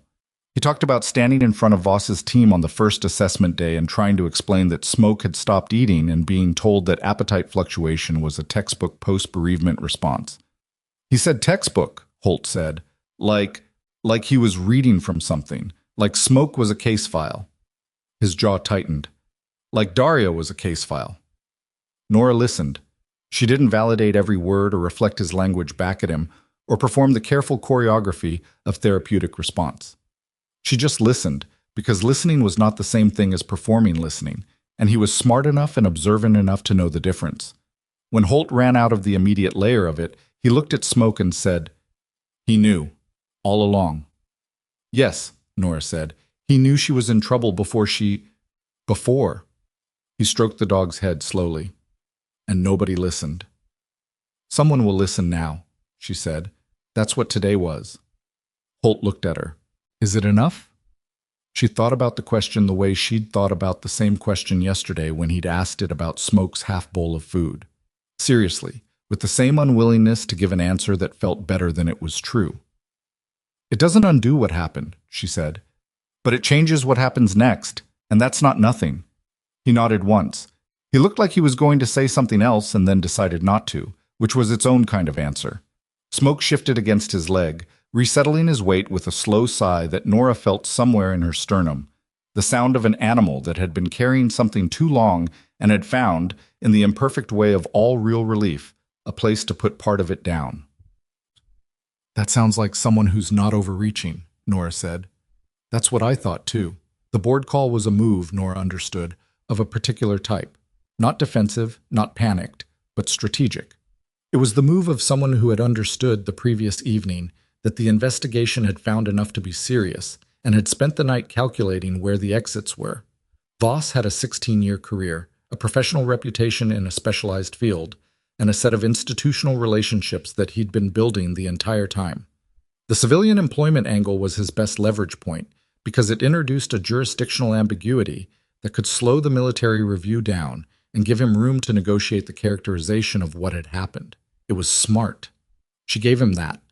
It was also the move of someone who had miscalculated how far back the evidence went and how specifically it was going to be traced. At 11, Carver called her to the conference room again. Brower was there. The JAG officer, Dr. Oates, who looked exactly as Petra had described her, controlled, precise, and radiating the particular quality of a person who has decided that something is going to happen and is in the process of making it happen.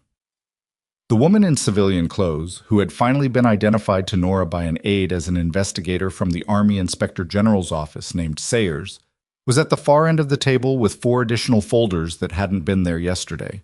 Voss was not present. "His lawyer's argument," Carver said, without preamble, "is noted and will be addressed through the appropriate channels.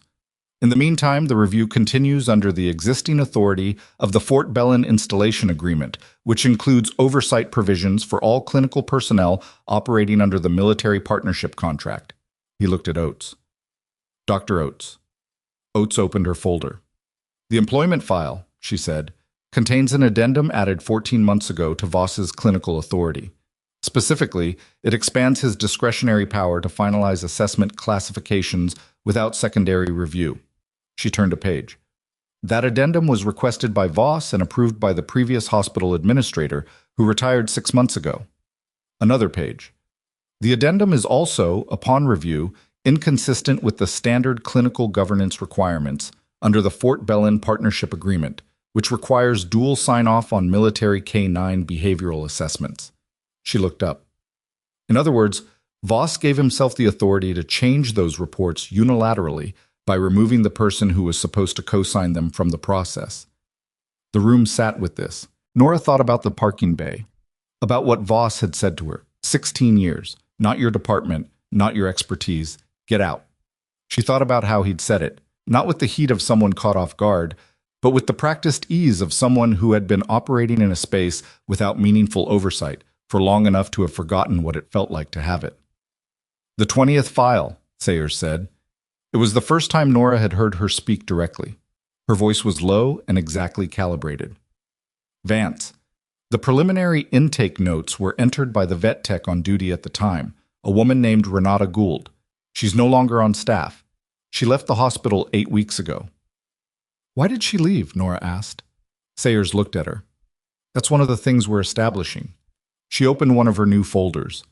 Ms. Gould submitted a voluntary resignation. No exit interview documented. Her final week's shift logs show that she was removed from the intake duty roster 2 days after the Vance file was opened. She set the folder down. The file was closed the same day she was removed from the roster. The sentence sat in the middle of the table like something physical.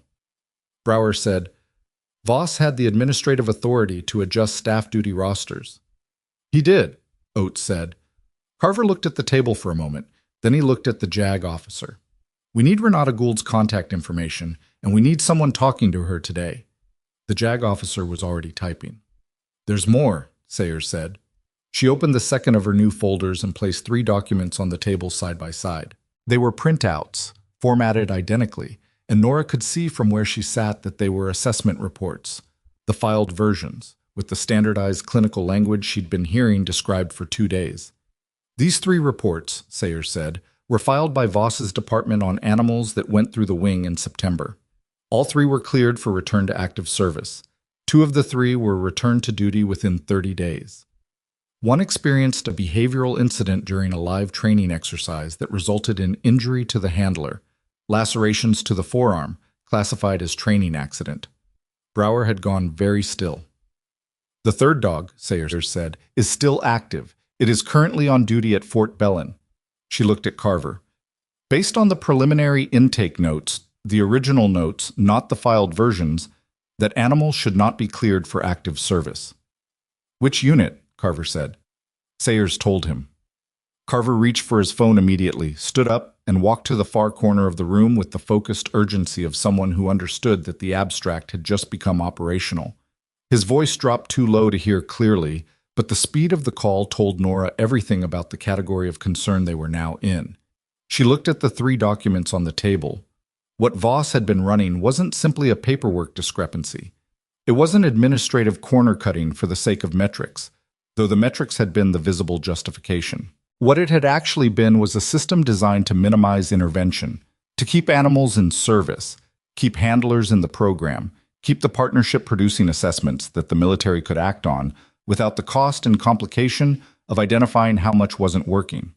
And the system had required one thing above all, no one looking at the space between the dog assessment and the handler assessment, because that space was where the truth lived.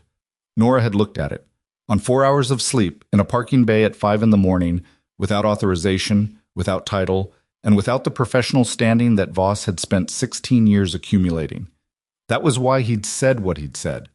That was why it had been 4 words and not a conversation. Get her out, now. Not because she was in the wrong place, because she was in exactly the right one. At 12:40, Carver came back to the table. Whatever call he'd made had produced a result. She could see it in the specific way his body had resettled. The tension that had moved from one kind to another kind. The dog has been pulled from active duty pending evaluation, he said. The handler is being assessed today. He sat down. No incident yet. The word yet did what that word always did when it came after no. We're also making contact with every handler who brought an animal through this wing in the 14-week period, Carver said. All 19 cases. Military medical is being notified for each one. He looked at Nora. The design committee I mentioned yesterday. The protocol restructure. I'm formalizing the request today. I need a written answer from you by end of week. She said, You'll have it. There's also the question of Voss's lawyer's jurisdictional argument. He looked at Oates. Oates had the expression of someone who had dealt with jurisdictional arguments before and had opinions about them. The addendum he had approved 14 months ago, the one that gave him unilateral classification authority, is void. It was inconsistent with the partnership agreement's oversight provisions, which take precedence under the contract terms the hospital signed. She paused. I've notified our legal team. Voss's attorney will be receiving a formal response this afternoon. And the investigation scope? Carver said. Expanded, Oates said. Effective this morning, the review covers all clinical activities in the veterinary wing under Voss's tenure as department head. All of them, not just the 14-week period. The room was quiet for a moment. Then Brower said, The Vance file. If we establish that it was deliberately closed, if we establish who made that decision and why, that changes the category of this substantially. Nobody disagreed with him. Yes, Carver said. It does. Renata Gould called the JAG officer at 2:17 that afternoon. She hadn't waited to be contacted. The JAG officer told Nora this at 3, in the corridor outside the conference room, with the particular expression of someone who has had their job simplified unexpectedly and isn't sure yet what to make of it. She said she's been waiting for someone to call her for 8 weeks, he said. She said she has documentation. What kind of documentation? The kind that was supposed to go in the Vance file. He looked at his laptop screen. She said she made copies before she cleared her desk. She said she knew the file was going to disappear. Nora stood in the corridor with the shape of that landing on her. Renata Gould had been a vet tech doing an intake form. She'd written down what she observed, a handler in acute distress, a dog in acute distress, a situation that required escalation, and she had understood, the moment her roster assignment changed 2 days later, that the file was being managed, and she had made copies and walked out of the building 8 weeks ago with them, and she had been waiting for someone to call. She left because Voss removed her from intake duty, Nora said. She says she was told the change was operational, that her skills were needed elsewhere. The JAG officer looked up. She'd been on intake duty for 3 years. It was her primary assignment. Nora exhaled. She's coming in tomorrow morning, he said. She's bringing everything she has. By 5 o'clock, 3 things had happened that collectively produced a shift in the temperature of the entire hospital building, the way temperature shifts when a window gets opened in a sealed room. The first was that Voss's lawyer's jurisdictional argument was formally rejected by the hospital's legal team, who sent a brief response indicating that the partnership agreement's oversight provisions had always governed clinical personnel under the contract, and that this had been clearly established in the original documentation, and that the addendum Voss had approved 14 months ago would be addressed separately as a matter of internal governance. The second was that Dr. Oates called a mandatory department head meeting at 4:30, which was unusual enough to produce a specific variety of institutional anxiety among the people who attended it and the people who knew people who attended it. Nora heard about it from Petra, who heard about it from the cardiology charge nurse, who had been in the hallway when 3 department heads came out of that meeting with the same face. The third was that Colonel Carver held a brief, formal address to the assembled handlers. Fenn, Marsh via phone from his room upstairs, Holt, in which he stated clearly and on record that the failures of the assessment protocol at this facility were institutional and not a reflection of their judgment, their service, or their capacity. That their animals had been doing their jobs correctly. That the gap had been in the humans who were supposed to be listening to them, and that gap was now the subject of formal review at multiple levels. Nora was not in the room for it. She was in the ward, but Holt texted her afterward. A single line, no punctuation. He said exactly what he said. She texted back, I know. At 5:45, she was finishing her last patient check of the shift when Fenn appeared at the end of the corridor. He was in his uniform, which meant he'd been part of something formal, and he was walking with the slightly different carriage of a person who has had a weight redistributed. Not removed, redistributed, which was more honest and more durable than removal. He stopped when he reached her. "Carver told us about Vance," he said. "I heard." "And Smoke." He looked at the floor for a moment, then back at her. "I'm sorry I didn't push harder 6 weeks ago, when I first noticed what Boone was doing." His voice was flat and direct in the way of someone who had been over this and decided that flat and direct was the only register that wasn't going to make it worse. "If we'd pushed harder, you were working with the information and the system you had," Nora said. It's not an excuse," she said. "It's an explanation. There's a difference." She held his gaze. "You came in today. You talked. You let Boone do what he's been trying to do. That's not nothing either." He looked at her for a long moment. Then he said, "Boone's assessment is tomorrow, with the Army specialist." "I know. I'll be there." He nodded once with the economy of a person who didn't use extra gestures. He turned to leave and then stopped, half-turned. "You were 75th. "Yes." "What unit?" She told him. He looked at her with something that wasn't quite recognition and wasn't quite surprise, but lived in the neighborhood of both. "I knew people from that unit," he said. "Most people did," she said. He left. She finished the patient check, signed the chart, and was putting on her coat in the break room when her personal phone buzzed. Not the hospital pager. Her phone. An unfamiliar number with a Fort Belen prefix, and when she answered it, the voice on the other end was a woman's. Older, tired, with the kind of composure that came from having decided to do something difficult and having gotten past the deciding part into the doing part. "This is Renata Gould," the voice said. "I was told you were the nurse that you were there when the dogs came in yesterday." "Yes," Nora said. "I have the intake notes from Sergeant Vance's visit," Gould said. "The real ones. I have all of it. What she said, what Smoke was doing, what I wrote down, and what I was told to delete." A pause. Steady, but effortful. "I've been carrying this for 8 weeks. I didn't know who to give it to." Nora sat down on the break room bench with her coat half on and her phone pressed against her ear, and she said, "You know now." "I'm coming tomorrow morning," Gould said. 7 o'clock. "I'll be there at 6:50, Nora said. The line went quiet for a moment. Then Gould said, "They're going to say I should have done something sooner." "Probably," Nora said. "People usually say that." "Did I wait too long?" The question landed with its full weight, and Nora sat with it for 3 seconds before answering, because it deserved 3 seconds, and not a reflex. "You made copies," she said. "You kept them for 8 weeks. You called the day someone reached out, and you called the day before that because you couldn't wait anymore." She paused. "That's not someone who waited too long. That's someone who was waiting for the right door." Another silence. 7 o'clock, Gould said. 6:50, Nora said again, and hung up. She sat in the break room with her coat half on and the phone in her hand, and the fluorescent light above her doing what fluorescent lights always did, which was cast everything in the same flat accuracy regardless of what the thing was. She was thinking about Smoke pressing his length against Holt's side in the early hours of the morning, amber eyes open in the dark, steady and present in the specific way of an animal that has finally, after a very long time, decided that the person beside it is not going to disappear. She was thinking about Daria Vance, who had brought that dog to this building and sat in an intake chair and answered questions and waited, and then had gone home, and the file had been closed behind her. She was thinking about Renata Gould, who had been in the room, who had written down what she saw, and who had understood the moment her roster changed exactly what had happened to the thing she'd written.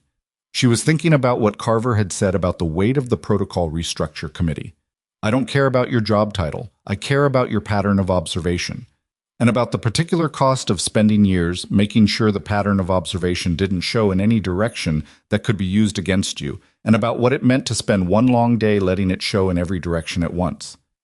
She finished putting on her coat. She was at the break room door when her pager buzzed. She looked at it. It wasn't the emergency channel. It was a message from the hospital's administrative system, specifically from the records department. And what it said was brief enough to read in one pass and weighted enough that she stood in the doorway for a full 10 seconds afterward without moving. The message said that a formal inquiry had been opened into the alteration of clinical records under the direct authority of the hospital's chief medical officer, the Fort Belen Installation Command, and the Army Inspector General's office, and that the inquiry had that afternoon formally identified a primary subject. The name below that line was not Voss. The name below that line was Gerald Putnam. Nora stood in the break room doorway long enough to read it twice, then a third time, and then she put the pager in her coat pocket and stood very still for a moment while her mind rearranged what she thought she'd understood about the shape of the last 2 days. Gerald Putnam was the hospital administrator who had retired 6 months ago, the one who had approved the addendum that gave Voss unilateral classification authority, the one whose retirement had been announced quietly, internally, with a brief paragraph in the staff newsletter and a small gathering in the fourth-floor conference room that most people hadn't attended because they hadn't known him well enough to feel the absence. She'd known his name. She hadn't known him. She was beginning to understand that not knowing him was the point. She walked to her locker, finished putting her things together, and texted Carver a single line. Saw the records department message. Putnam, do you need me tonight? His response came in under a minute. No, 7, tomorrow. Gould arrives at the same time. Get some sleep. She looked at the text for a moment. Then she put her phone away and went home, which was a 12-minute drive she made on autopilot, while the day sorted itself into layers in the back of her mind. Not the sharp alertness of active processing, but the slower work of understanding, the kind that needed quiet and time and the absence of new information to complete itself. She ate something she couldn't have described an hour later, sat on the edge of her bed, and was asleep before 10. She arrived at 6:48. Renata Gould was already in the lobby. She was a woman in her late 30s, compact, with the practical composure of someone who had been a vet tech long enough to be comfortable with controlled environments and uncomfortable with the uncontrolled kind. She was holding a canvas bag against her chest with both hands, the way people held things they'd spent weeks deciding whether to carry. She saw Nora come through the lobby doors and stood up immediately, which told Nora she'd been shown a photo, or described, or both. "Nurse Callahan," she said. "Nora," Nora said, and put out her hand. Gould shook it. Her grip was firm and slightly too tight, the grip of someone managing nerves by applying pressure somewhere physical. Nora noticed it and said nothing about it. "Thank you for coming," Nora said. "I should have come 8 weeks ago," Gould said. "You came when you came," Nora said. "Let's go." She took Gould through the side entrance and up to the conference room, where Carver, Brower, Sayers, and the JAG officer were already arranged around the table with the quiet efficiency of people who had been doing this for 2 days and had found their rhythm. Oates arrived 4 minutes later. A second IG investigator Nora hadn't seen before sat beside Sayers with a recording device on the table in front of him. Gould sat down, set the canvas bag on the table, and opened it. What she put on the table was not dramatic in appearance. It was a folder, photocopied pages, organized with the methodical care of someone who understood that documentation without organization was just paper. She'd tabbed the sections. She'd dated each page. She'd written brief annotations in the margins in a small, precise hand that suggested someone who took accuracy seriously as a professional habit rather than as a response to crisis. "I'll walk you through it," she said, and began. Renata Gould had been present in the intake bay on the day Daria Vance brought Smoke in for his scheduled 6-week post-deployment wellness check. Vance had appeared, on surface observation, to be within the standard range of post-deployment adjustment. Function intact, professional bearing maintained, no acute behavioral indicators, visible to casual assessment. But she had been early for the appointment, which was a small thing. She had checked the exit 3 times in the first 10 minutes, which was a slightly less small thing. And when the intake form asked about sleep, she had paused for 11 seconds before writing down a number. Gould had counted the seconds. She'd written the count in the margin of her copy. 11 seconds to produce a number that most people answered in 1. She'd asked a follow-up question, not on the form, not in the protocol, just the natural extension of what she was observing, the kind of question that existed in the space between the form and the actual human being sitting across the table. She'd asked Vance how she was doing, not the animal, her. Vance had looked at the table for a moment, then she'd said, "I'm trying to figure out if what I'm feeling is normal or if it's something I need to report." Gould had written that down, verbatim, in the intake notes. She'd also written what came after it. Vance's description of not sleeping through the night in 6 weeks, of losing track of time during routine tasks. of a persistent physical tension she couldn't locate or resolve that had been with her since the training accident at the base that had happened 3 months before her own deployment ended. Not an accident she'd been involved in, an accident she'd witnessed, one that had involved another handler and another dog, and that she had not reported to anyone because the report channels at the base felt, in her words, like putting something into a wall. Gould had written all of it. She had also written what Smoke was doing during the intake, pressed against Vance's leg with his head turned toward the door, his body oriented away from the room, scanning. The same posture Nora had identified in the parking bay 2 days ago on 3 different animals. The same data, collected 8 weeks earlier by a vet tech who understood what she was seeing and wrote it down in a preliminary intake form that had never been filed. 2 days after that appointment, Gould had been reassigned from intake duty to general kennel maintenance. She hadn't been told why. She hadn't asked because she'd known why. She'd gone back to her workstation that afternoon, made copies of everything she'd written, put them in the canvas bag, taken the bag home, and put it under her bed, and she'd gone to work the next day and the day after that for 3 more weeks, until she couldn't make herself do it anymore, and had submitted a voluntary resignation and walked out of the building without telling anyone what was in the bag under her bed. When she finished, the conference room was completely silent. Sayers looked at her copies for a long moment. Then she said, "The note about what Sergeant Vance said, about the report channels feeling like putting something into a wall." She looked up. Did she specify which accident she was referring to? "No," Gould said. "I didn't push. It felt like she'd given me as much as she was going to give right then." She paused. "I thought she was going to come back. I thought the file was going to be completed and she was going to be referred and someone was going to follow up with her." Another pause, shorter. "I didn't know the file was being closed until I was already reassigned." "Who reassigned you?" Brower said. Gould looked at the table. "My direct supervisor received the reassignment request. She said it came from Voss." She paused. "But the request form had a co-authorization on it, a secondary approval." She opened the folder to a tabbed section near the back and slid a photocopied page across the table. Sayers looked at it, then she passed it to Brower, then to Carver. Nora was not close enough to read the name on the co-authorization. She didn't need to be. She watched Carver's face when he looked at the page, and what moved across it was brief and controlled and final. The expression of a person who has been building a case toward a conclusion and has just received the last piece that makes the conclusion irrefutable. "Putnam," he said. "Not a question." Gould nodded. By 9:30, Nora was in the veterinary wing for the specialist assessment. The Army Veterinary Corps specialist was a major named Thalia Drum, early 40s, with the efficient physicality of someone who moved through animal spaces with the learned ease of long practice, and the specific quality of attention that Nora had spent 2 days learning to recognize, the kind that looked at an animal and saw the animal, not the category the animal had been assigned to. She'd arrived the previous evening and spent time with all 3 dogs before any formal assessment began, which was not standard procedure and was exactly right. The assessment bay had been rearranged. The kennel doors were open. The handlers were present, Fenn with Boone, Holt with Smoke, and Marsh, who had been discharged that morning with a cardiac monitoring referral and a follow-up schedule, and the particular fragile steadiness of someone who has spent time in a hospital bed and come out the other side with fewer illusions and more clarity, sitting on a low bench against the wall with Rex stretched out at his feet. Nora stood near the door with Carver. Drum moved through the space with a quietness that wasn't performance. She wasn't trying to be unobtrusive. She was simply operating at the frequency that the animals in the room required, and the animals in the room recognized the difference. Boone watched her with his head slightly tilted, the hypervigilance absent for the first time in as long as Fenn had been able to describe. Rex sniffed the air in her direction and then put his head back down on his paws.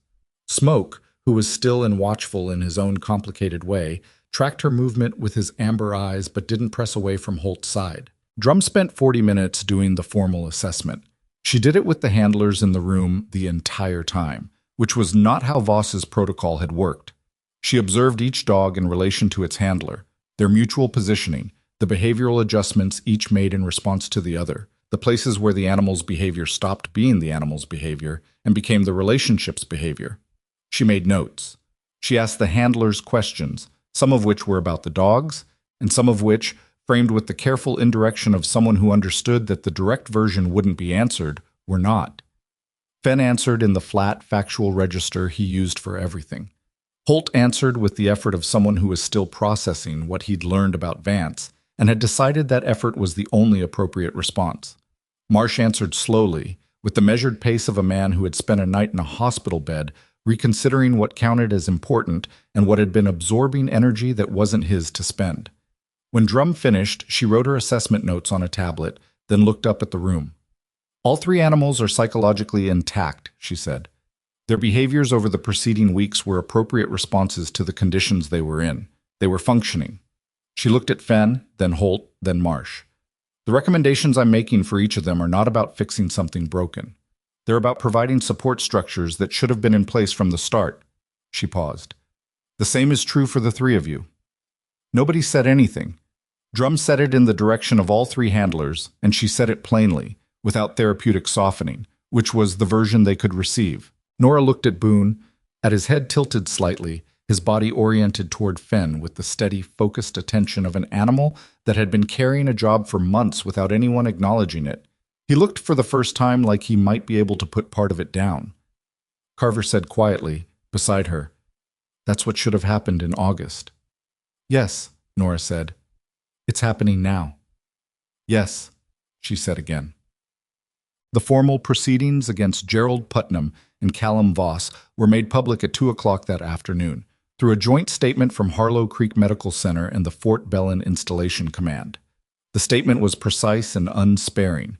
It documented the 14-week period of altered assessments, identified 19 cases in which military K-9 behavioral reports had been materially changed before filing, named the additional 3 cases in which cleared animals had been returned to duty in conditions that posed handler safety risks, and described the Vance file specifically, its opening, its contents, and its deliberate closure. It named Voss as the primary architect of the assessment falsification protocol. It named Putnam as the administrative authority who had enabled and co-authorized the conditions that allowed the protocol to operate without oversight. It stated clearly that both men had been removed from their positions and were the subjects of formal disciplinary and legal review. It stated that the military partnership agreement was under comprehensive restructuring, and in the final paragraph, in language that was formal but specific enough to be unmistakable in its meaning, it acknowledged that the failures had been identified through the observations of a trauma nurse who had been officially restricted from the relevant department and whose restriction had been inappropriately applied as a mechanism to suppress clinical observation. Nora read the statement on her phone in the break room. She read it twice. Then she set the phone down and looked at the wall for a moment, doing nothing in particular, just being in the room with the weight of it.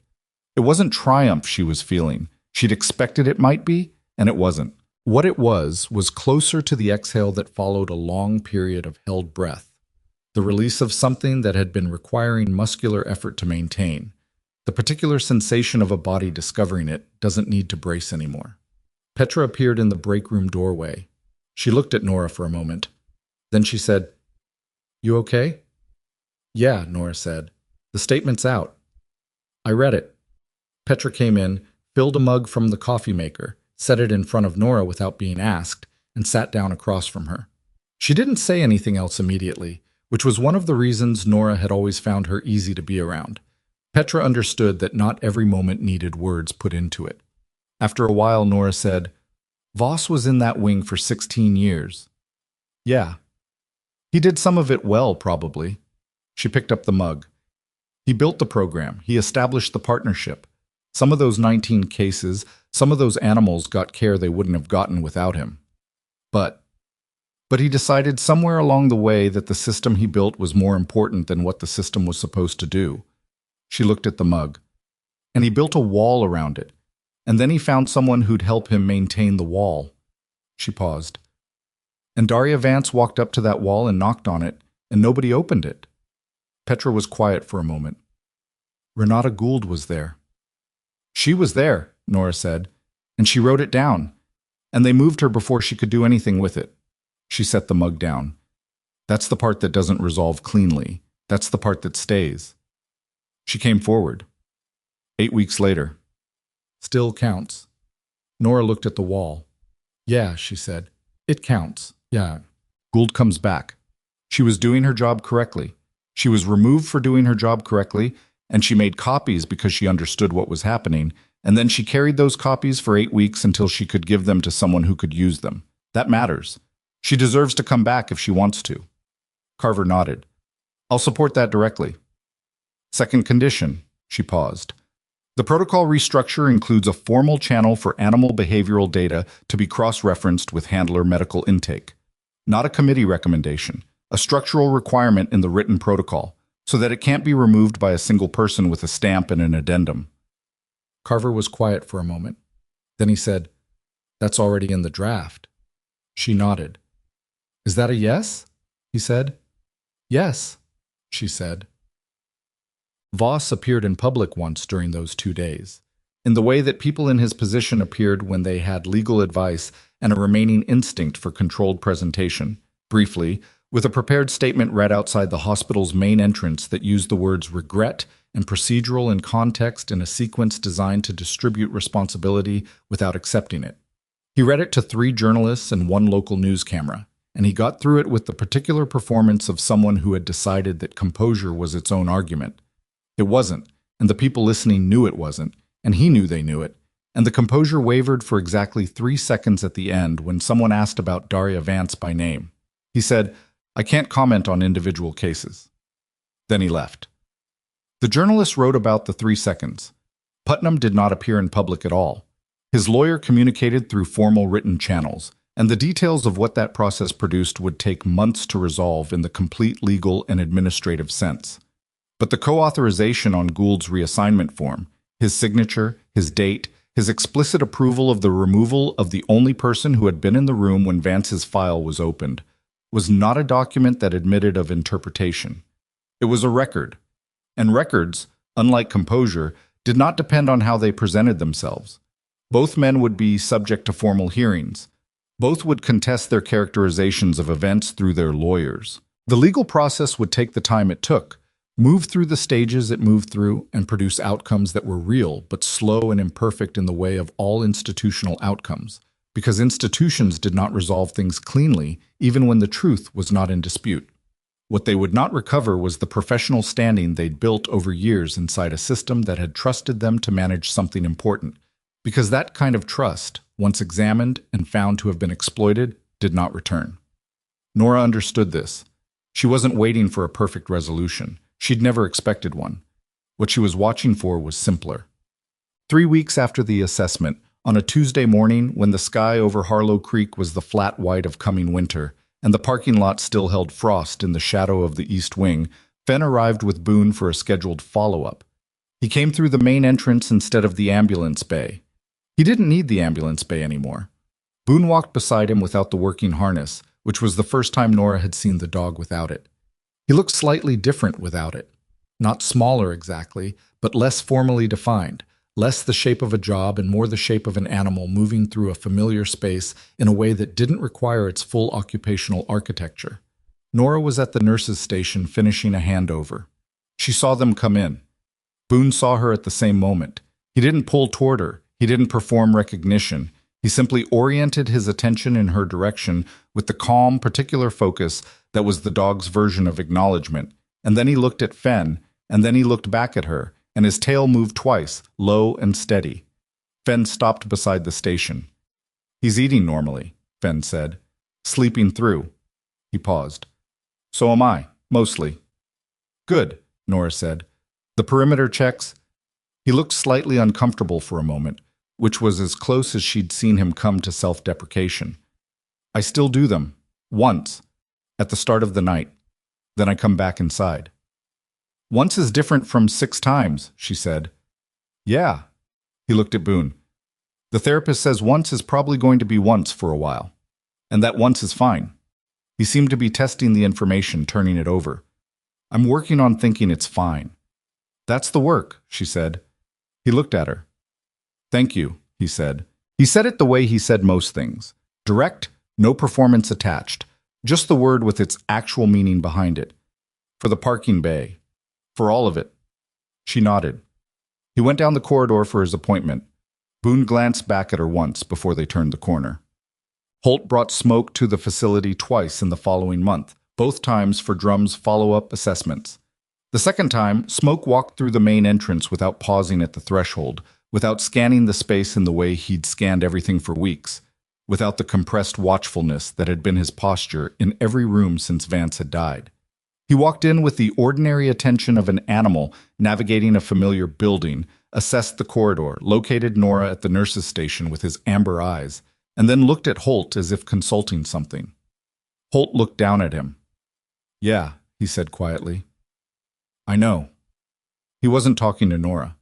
He was answering the dog. That was when she understood that the two of them had found something between them.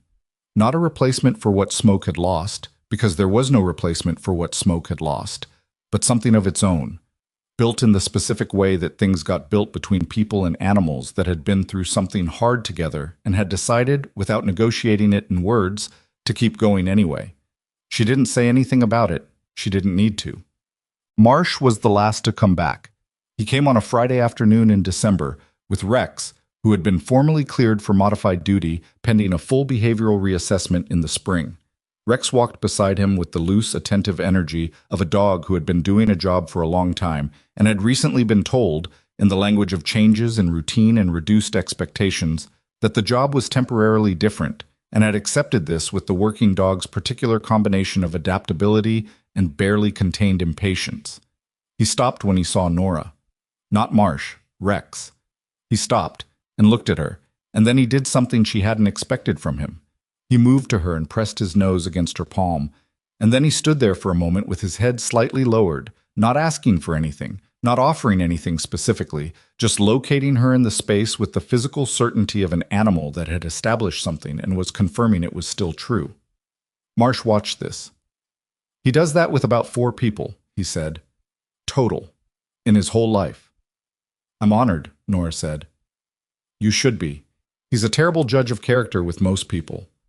Marsh said it with a flatness that took her a second to recognize as his version of dry humor, which was unexpected enough that she almost smiled before she caught it. "How's the heart?" she said. "Structurally fine. Functionally." He tilted his head slightly. "I'm doing the work." He said it the same way Fenn had said it, with the careful honesty of someone who had stopped using the word fine as a full answer. Rex stepped back from Nora and returned to Marsh's side, and the two of them went to their appointment, and Nora watched them go with the sensation of something settling, not resolving in the tidy sense, not closing like a door on what had happened, but settling the way ground settled after a disturbance, finding the configuration it could hold. Gould came back to the hospital in January. Not in the same role. She'd been offered an expanded position on the new cross-functional intake team that the protocol restructure had created, working directly under the Joint Civilian-Military Review Panel that Nora was part of. The expanded role involved training new intake staff on the integrated assessment process, how to observe the handler alongside the animal, how to write what was actually in the room rather than what the form had space for, how to recognize the 11-second pause and ask the question that came after it. On her first day back, she came to the trauma wing between her morning training session and her afternoon intake observation. She found Nora at the nurse's station and stood there for a moment without quite knowing how to begin, which Nora recognized as the posture of someone who had rehearsed something and then abandoned the rehearsal. "I keep thinking about what I could have done differently," Gould said. "I know," Nora said. "The copies weren't enough. I knew the copies weren't enough when I made them. She stopped. "I didn't know who to give them to. And then every week I didn't give them to anyone made the next week harder." Nora set down her chart. "You sat in that intake bay with Daria Vance and you listened to her. You wrote down what she said. You wrote down what the dog was doing. You wrote down the 11 seconds. She paused. "Nobody else did that. Nobody else thought to do that. That's not nothing, Renata." Gould looked at the floor. The rest of it, the copies, the waiting, the resignation. Those were the decisions of someone who was scared and isolated and didn't have a structure around her that would have held what she knew. That structure is what we're building now. Nora picked up the chart again. "You're part of building it. That matters." Gould looked up. Her eyes were bright, and she was clearly deciding not to let them go further than that. "Okay," she said. "Okay," Nora said. Gould went back to her training session. The The protocol document was finalized in February after 4 drafts and 2 rounds of military review and 1 substantial revision that Nora had argued for in 2 consecutive panel meetings, with the patience of someone who had decided that the argument was worth the time it took to win it correctly. The revision was the structural requirement, the one she'd named as her second condition in the corridor with Carver. The formal cross-referencing channel, written into the base protocol rather than appended as a recommendation, requiring that any military K9 behavioral assessment include a direct integration loop with the handler's medical intake data. Not optional, not discretionary, required. It was 4 sentences in the document. It was the 4 sentences that would have caught what the system had missed for 14 weeks. At the signing, which was brief and functional and held in the same conference room where so much of this had happened, Carver looked at her across the table. 4 sentences, he said. 4 sentences, she agreed. It took all of this to get 4 sentences into a document. She thought about that, about what it cost to put 4 sentences into a document that mattered. Not the drafting of them, but the getting them there. The 19 cases and the 3 dogs in the parking bay and the parking bay itself, and the 4 words that had been said to her there, and the badge restriction, and Smoke's amber eyes through the glass, and Daria Vance in an intake chair, waiting 11 seconds to answer a question about sleep. It took all of this, she said, and it was worth it. Both things are true. Carver nodded. He signed.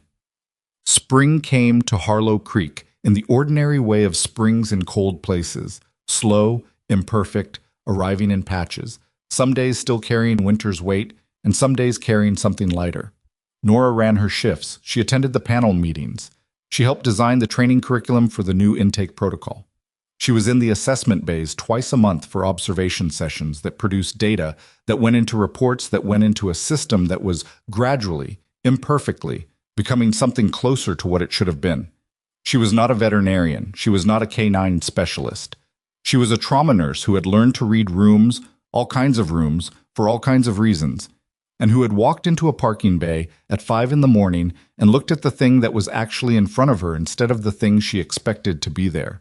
She was also, though she would have been impatient with the framing, proof of something.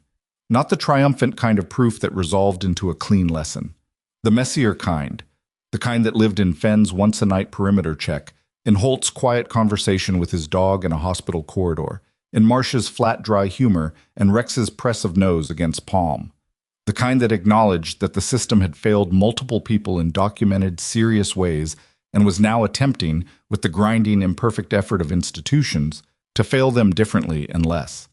The kind that said, a person who sees something true does not become less right about it, because someone with more authority says otherwise.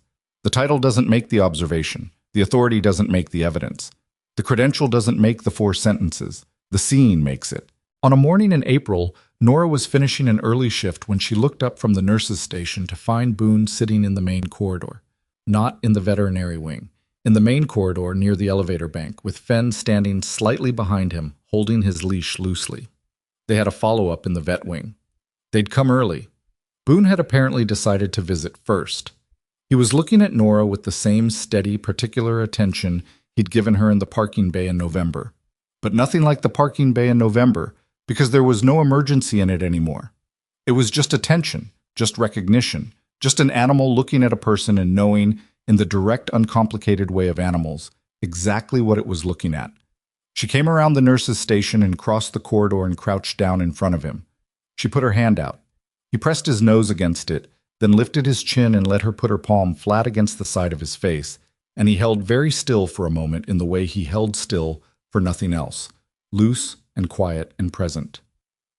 Fenn said, "He never does that." "I know," she said. She held her palm there for another moment.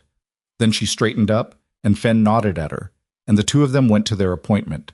She stood in the corridor alone for a moment, in the flat morning light of a hospital that was waking up around her, and she thought about all the things that almost hadn't happened. The parking bay. The badge restriction. The conversation that Voss had ended with 4 words, so certain of his own architecture that he couldn't imagine what it looked like from the outside. She thought about Daria Vance, whose name was now in the protocol document's preamble, not as a cautionary note, not as a data point in an error analysis, but as the person whose case had demonstrated most clearly what the system had been failing to see, and in whose name the structural requirement had been written. 4 sentences.